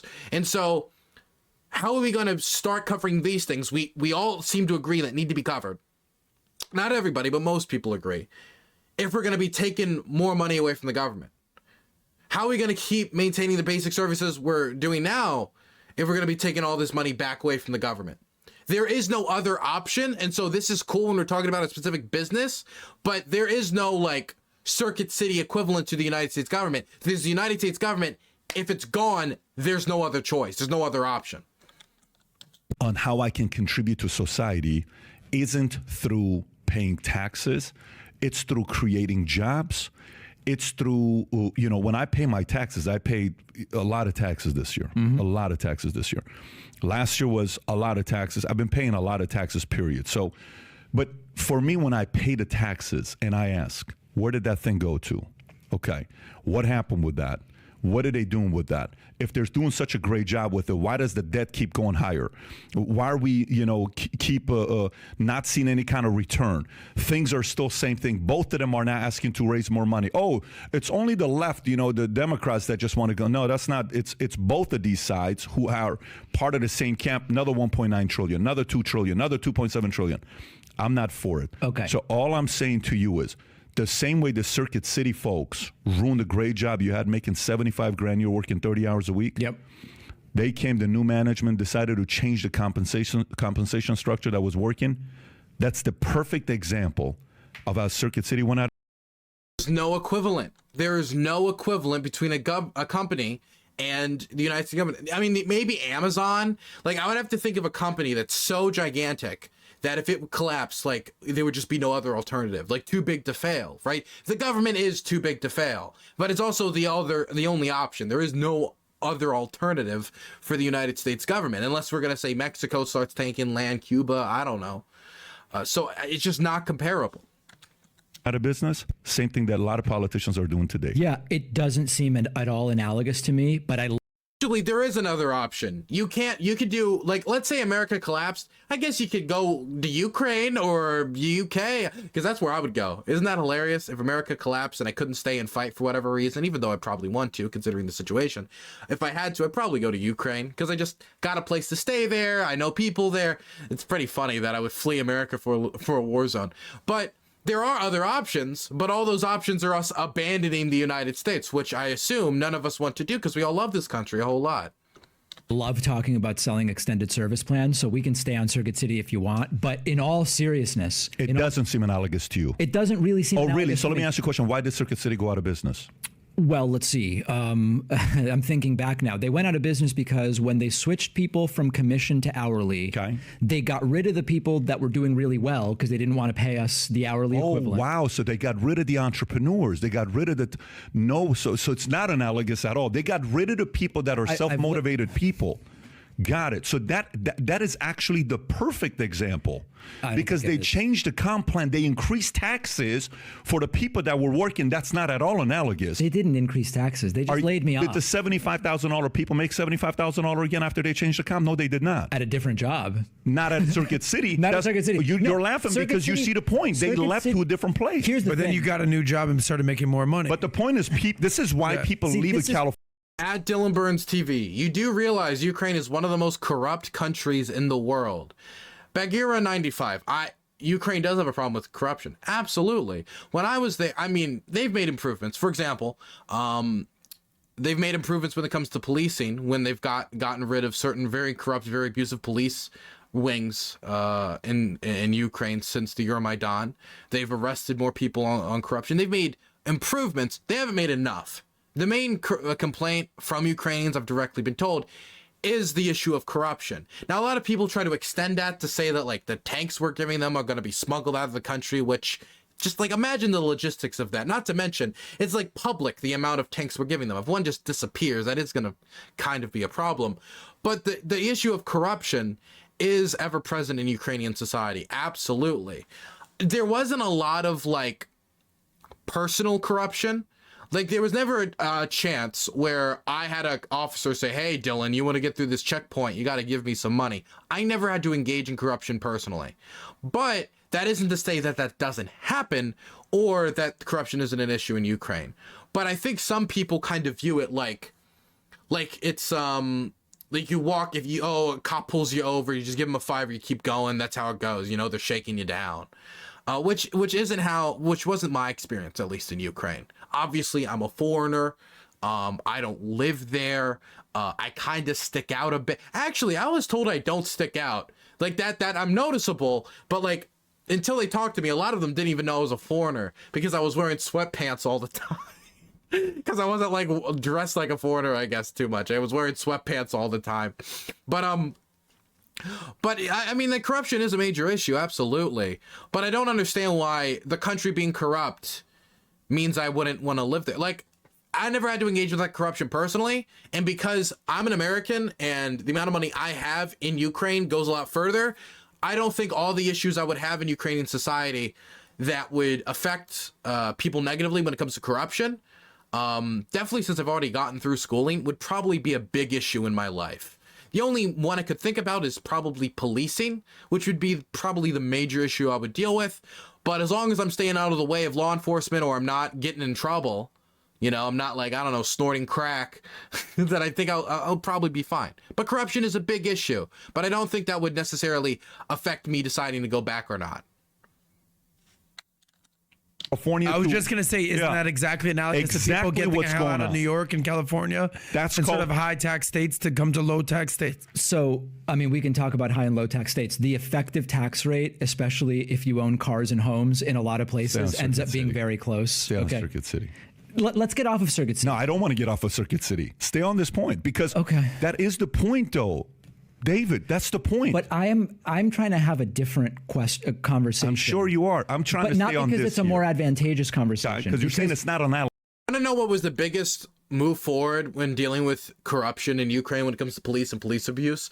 Unironically, it was getting rid of the Berkut. When the Berkut was gotten rid of, like that was like a net gain in every way in Ukrainian society. And that just is one show on how Euromaidan was not just a revolution to deal with Yanukovych, but it was also a deeper revolution to deal with police abuse and corruption and a lot of the themes that don't get covered as much because they're kind of like inconvenient now that like the pro-Russia side are kind of gone. Those things were ever present during Euromaidan are still things Ukrainians deeply care about. Sorry, I was just trying to remember the name of it. The Berkut, and the thugs were called, I'm thinking Stasi. It's something with a T. I forgot the name of it. Somebody in the chat will remember. Analogous. What I just want to know from you is, I get it with the company. The Circuit City deserved to go out of business. Tatushki. I never know. Tatushki. Thank you. I appreciate it. and it was allowed to go out of business, and that was great. I'm with you because they made a terrible business decision. I'm completely with you. What I'm asking you is, on a human level, in a country as rich as the United States, 330 million people, all these different things, I'm not saying no one should be rich. I'm not saying taxes should be 60%. I'm not saying anything. I'm just saying for the little comparatively that it would take just to make sure that there's no hungry kids, for example, the little thing. You don't have to go to the ER when you have a problem. You could, isn't that worth it to you? Isolate this. We can go to that. Stay on this issue. Don't digress. Stay on this issue. By the way, just out of curiosity, who's your guy? Like when you were, who do you look up to? What comedian guy, your style do you look up to? I just wrote a name down because you remind me of him. I don't know. You sure? You don't have heroes? You don't have comedians you like? No. David, you got someone you like. I'm just This guy doesn't lend money to people. He doesn't lend people. Actually, that's a good question. Guys, people in chat, is there any person you like kind of you see and you're like, there's something about them that you like? I don't have a lot of people for that in my life. I don't like hero worship. I try to stay away from it. I guess personally, I mean, and again, this is why I don't like hero worship, because I wouldn't call this person a hero, and I certainly wouldn't call him somebody that you should copy his life, But Hunter S. Thompson is like a writer that I like respect a lot. I mean, I got his book right over here, Fear and Loathing. I respect him as an author. I think he's fun. He's somebody I like. I guess I kind of like the aesthetic of it, but it's not like hero. But he's not a hero. I wouldn't call. Everybody should be like Hunter S. Thompson. Everybody should do coke. Like, I'm not saying that. But I guess that's somebody I would say Hunter S. Thompson was corrupt. What does that even mean? What do you mean he was corrupt? He wasn't even like a politician. How could he have been corrupt? Like, in what way? Whatever. Anyway, you guys get what I'm saying. I don't like hero worship. That's somebody that I think is cool, kind of. Also very sad, but I kind of like the aesthetic of, I guess. Like if that's what he's getting at, right? But when he's like, I don't like hero worship. Well, their cars, and he doesn't have anybody. You don't have a celebrity. You didn't have anybody, a politician. Who do I like? You didn't have anybody you watch, like a Bill Maher, guys like that used to. I like this guy. Oh, guys, I used to watch Kyle Kalinske when I was still in grade school. Like, I'm a big Bill Maher guy. I love Chappelle. Nope, none of that. I mean, I casually would watch Bill Maher, but I mean, are you a Jon Stewart guy? Or are you I would watch Jon Stewart a little bit. So let's go back to Circuit City. Okay. Forget I digress. That's my fault. I want to know your name. Here was my technique for selling the service plan. Yeah. Do you want to know that? No. Okay. You're staying on Circuit City? He's digressing. Listen, we can stay on Circuit. But do you know why I'm staying on this topic? No. Okay. let me. This is. There's a metaphor here. I promise you. In the business world, yeah. Okay, when a guy or a person leaves a company, yes, they leave for a reason. Okay. In the sales industry, many times they leave because comp changed. Okay. Yep. So what happens with comp? This is what typically happens with comp to our salespeople. A guy sits there. This is 2003. You said that's what 20. I believe so. Holy shit! You're making 75 at 18. Yeah. Okay, so check this out. I got in this. You want to really know a crazy story? That's why I love Circuit City stories. I was audited because it wasn't plausible that I was making that much, and so a guy showed up, an investigator with a recorder, and they're like, so. Where exactly did you make this? It was a crazy thing. My mom sat with me. I was like, Mom, I don't know what's going on. I'm just selling computers. Dude, I know a lot about the Circuit City folks because I recruit a lot of Circuit City folks after that happened to the insurance industry. I remember that happened. But this is why. Well, here's the part though, because you guys were sick. Mm-hmm. Circuit City sales training was awesome. Same was Bally Total Fitness. By the way, I'm a Bally's guy. Oh, okay. Right? So Circuit City is sitting there and they're saying, who the hell is this Pakman guy we're paying $75,000 a year, working 30 hours a week, and he's 18? Right. He shouldn't get paid that. Correct. We should only pay him $6 an hour. Yes. There's no way this. Oh, has anybody checked up on Jamie Raskin? Does anybody know what's up with Jamie Raskin? Anybody notice this? Anybody notice this recently? He's been Yo, he has cancer. I didn't know that. Really? He has cancer? Okay, I just thought he was like, I don't know, like he was just I thought maybe he was just, he was getting into like hood culture or something. That would have been more fun if Jamie Raskin was out of nowhere just like I like that explanation better. I like the idea that like Jamie Raskin just started randomly fucking wearing do-rags and shit. Fucking, oh dude, I would have loved that. No, oh no, that's sad, man. I hope he's okay. This guy's worth, we're overpaying him. Some idiot at the top said what? We're overpaying them. Yeah. Okay. So they came up with this idea that let's fire these guys that have charm, charisma, sarcastic, witty. People like them. They're selling. Awesome. Who cares if he makes 75? They flipped it on him. Yep. That happened to me when I was when I was 21. I had just gotten out of the military. So people at Bally's at one point were making 180, 200 grand a year. In the 80s. In the 90s, salespeople. By the way, Circuit City was paying 180, 200 a year to salespeople. Circuit City was killing it. It was like right? one guy making that much. Well, one guy per place. In Connecticut. No. There was no one in our store making that much. Well, maybe not your store, but there's a lot of guys that were making money at Circuit. If you're 30 years old making 75, there were plenty of guys that were making money. I was 18 years old. I'm sorry, 18 years old making 75. Yeah. A lot of people were making money at Circuit City doing sales. So here's the point. Please. Guy changes the com. Yep. He lost you. Okay? You get fired. You go elsewhere. You do other things. Yep. Did a lot of other people leave? Well, anybody making under 10 an hour in commissions was too bad of a salesperson. They got rid of them. Anybody making over 20 an hour, there were 2 people in our store. I was one of them. They got rid of us. So they only kept those 10 to 20. So they kept the most average That's why people. socialism. Okay, one second. Somebody's in chat. Bagheera saying, Dylan, some of your viewers are a tad weird. I mentioned Ukraine wouldn't be my first choice because of how corrupt they are, and now some of them accuse me of being a Russian sympathizer. The two don't even go hand in hand. Okay, let me look at your recent messages. Let's see. We only support Ukraine because of the war, but if there was no war, Ukraine is still considered as one of the most corrupt countries in the world. You do realize Ukraine is one of the most corrupt countries in the world, Dylan. I guess like the main reason why people are going to have that reflex is people hear Ukraine's corrupt in a response to like, we should help them once they're being invaded. Almost like they have corruptions, therefore fuck them, right?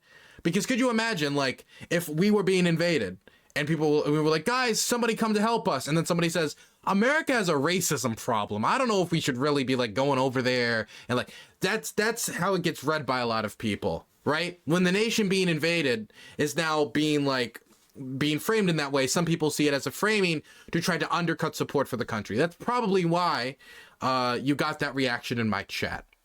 If you're just noting the fact that Ukraine has a corruption problem, it does. When people say it's one of the most corrupt countries in the world, like on what scale? Like, are we really going to say Ukraine's more corrupt than like South Sudan, Syria? Like, no, they're not. I don't even think they're close. But I mean, like, is it on the top 50% of country? I mean, I don't know. In Europe, it's relatively very corrupt. In Europe, it's relatively very corrupt. And it has a corruption problem. There goes Dylan picking on South Sudan again. South Sudan has a lot of problems.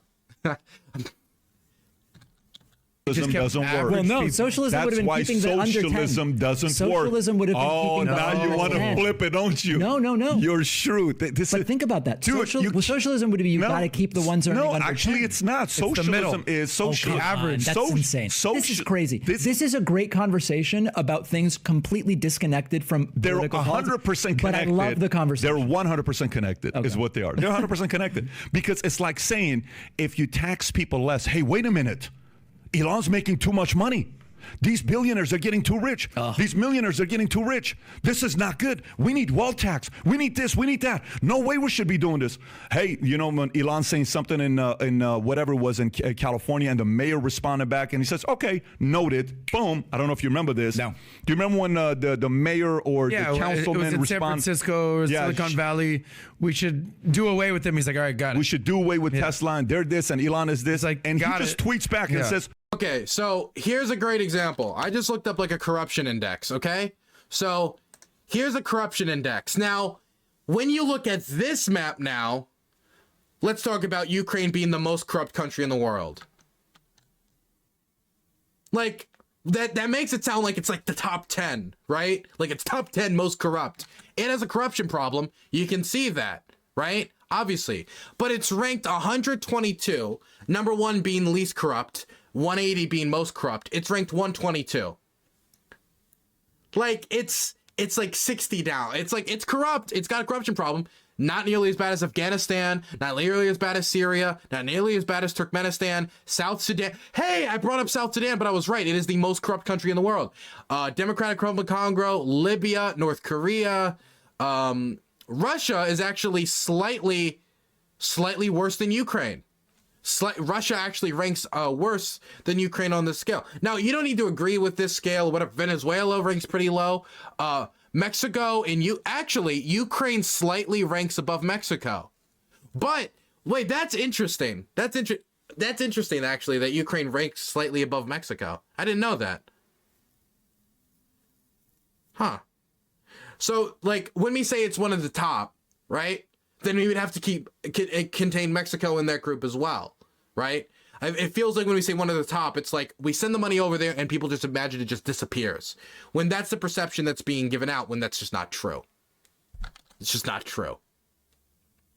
So I do think Ukraine has a problem, as obviously it does, but it's slightly below the global average, as you can see. It's below the global average, but it's definitely not the most corrupt country in the world, which a lot of people seem to portray it as. Or one of the most corrupt countries in the world either. It is corrupt, but it's not one of the most corrupt countries in the world or the most corrupt country in the world.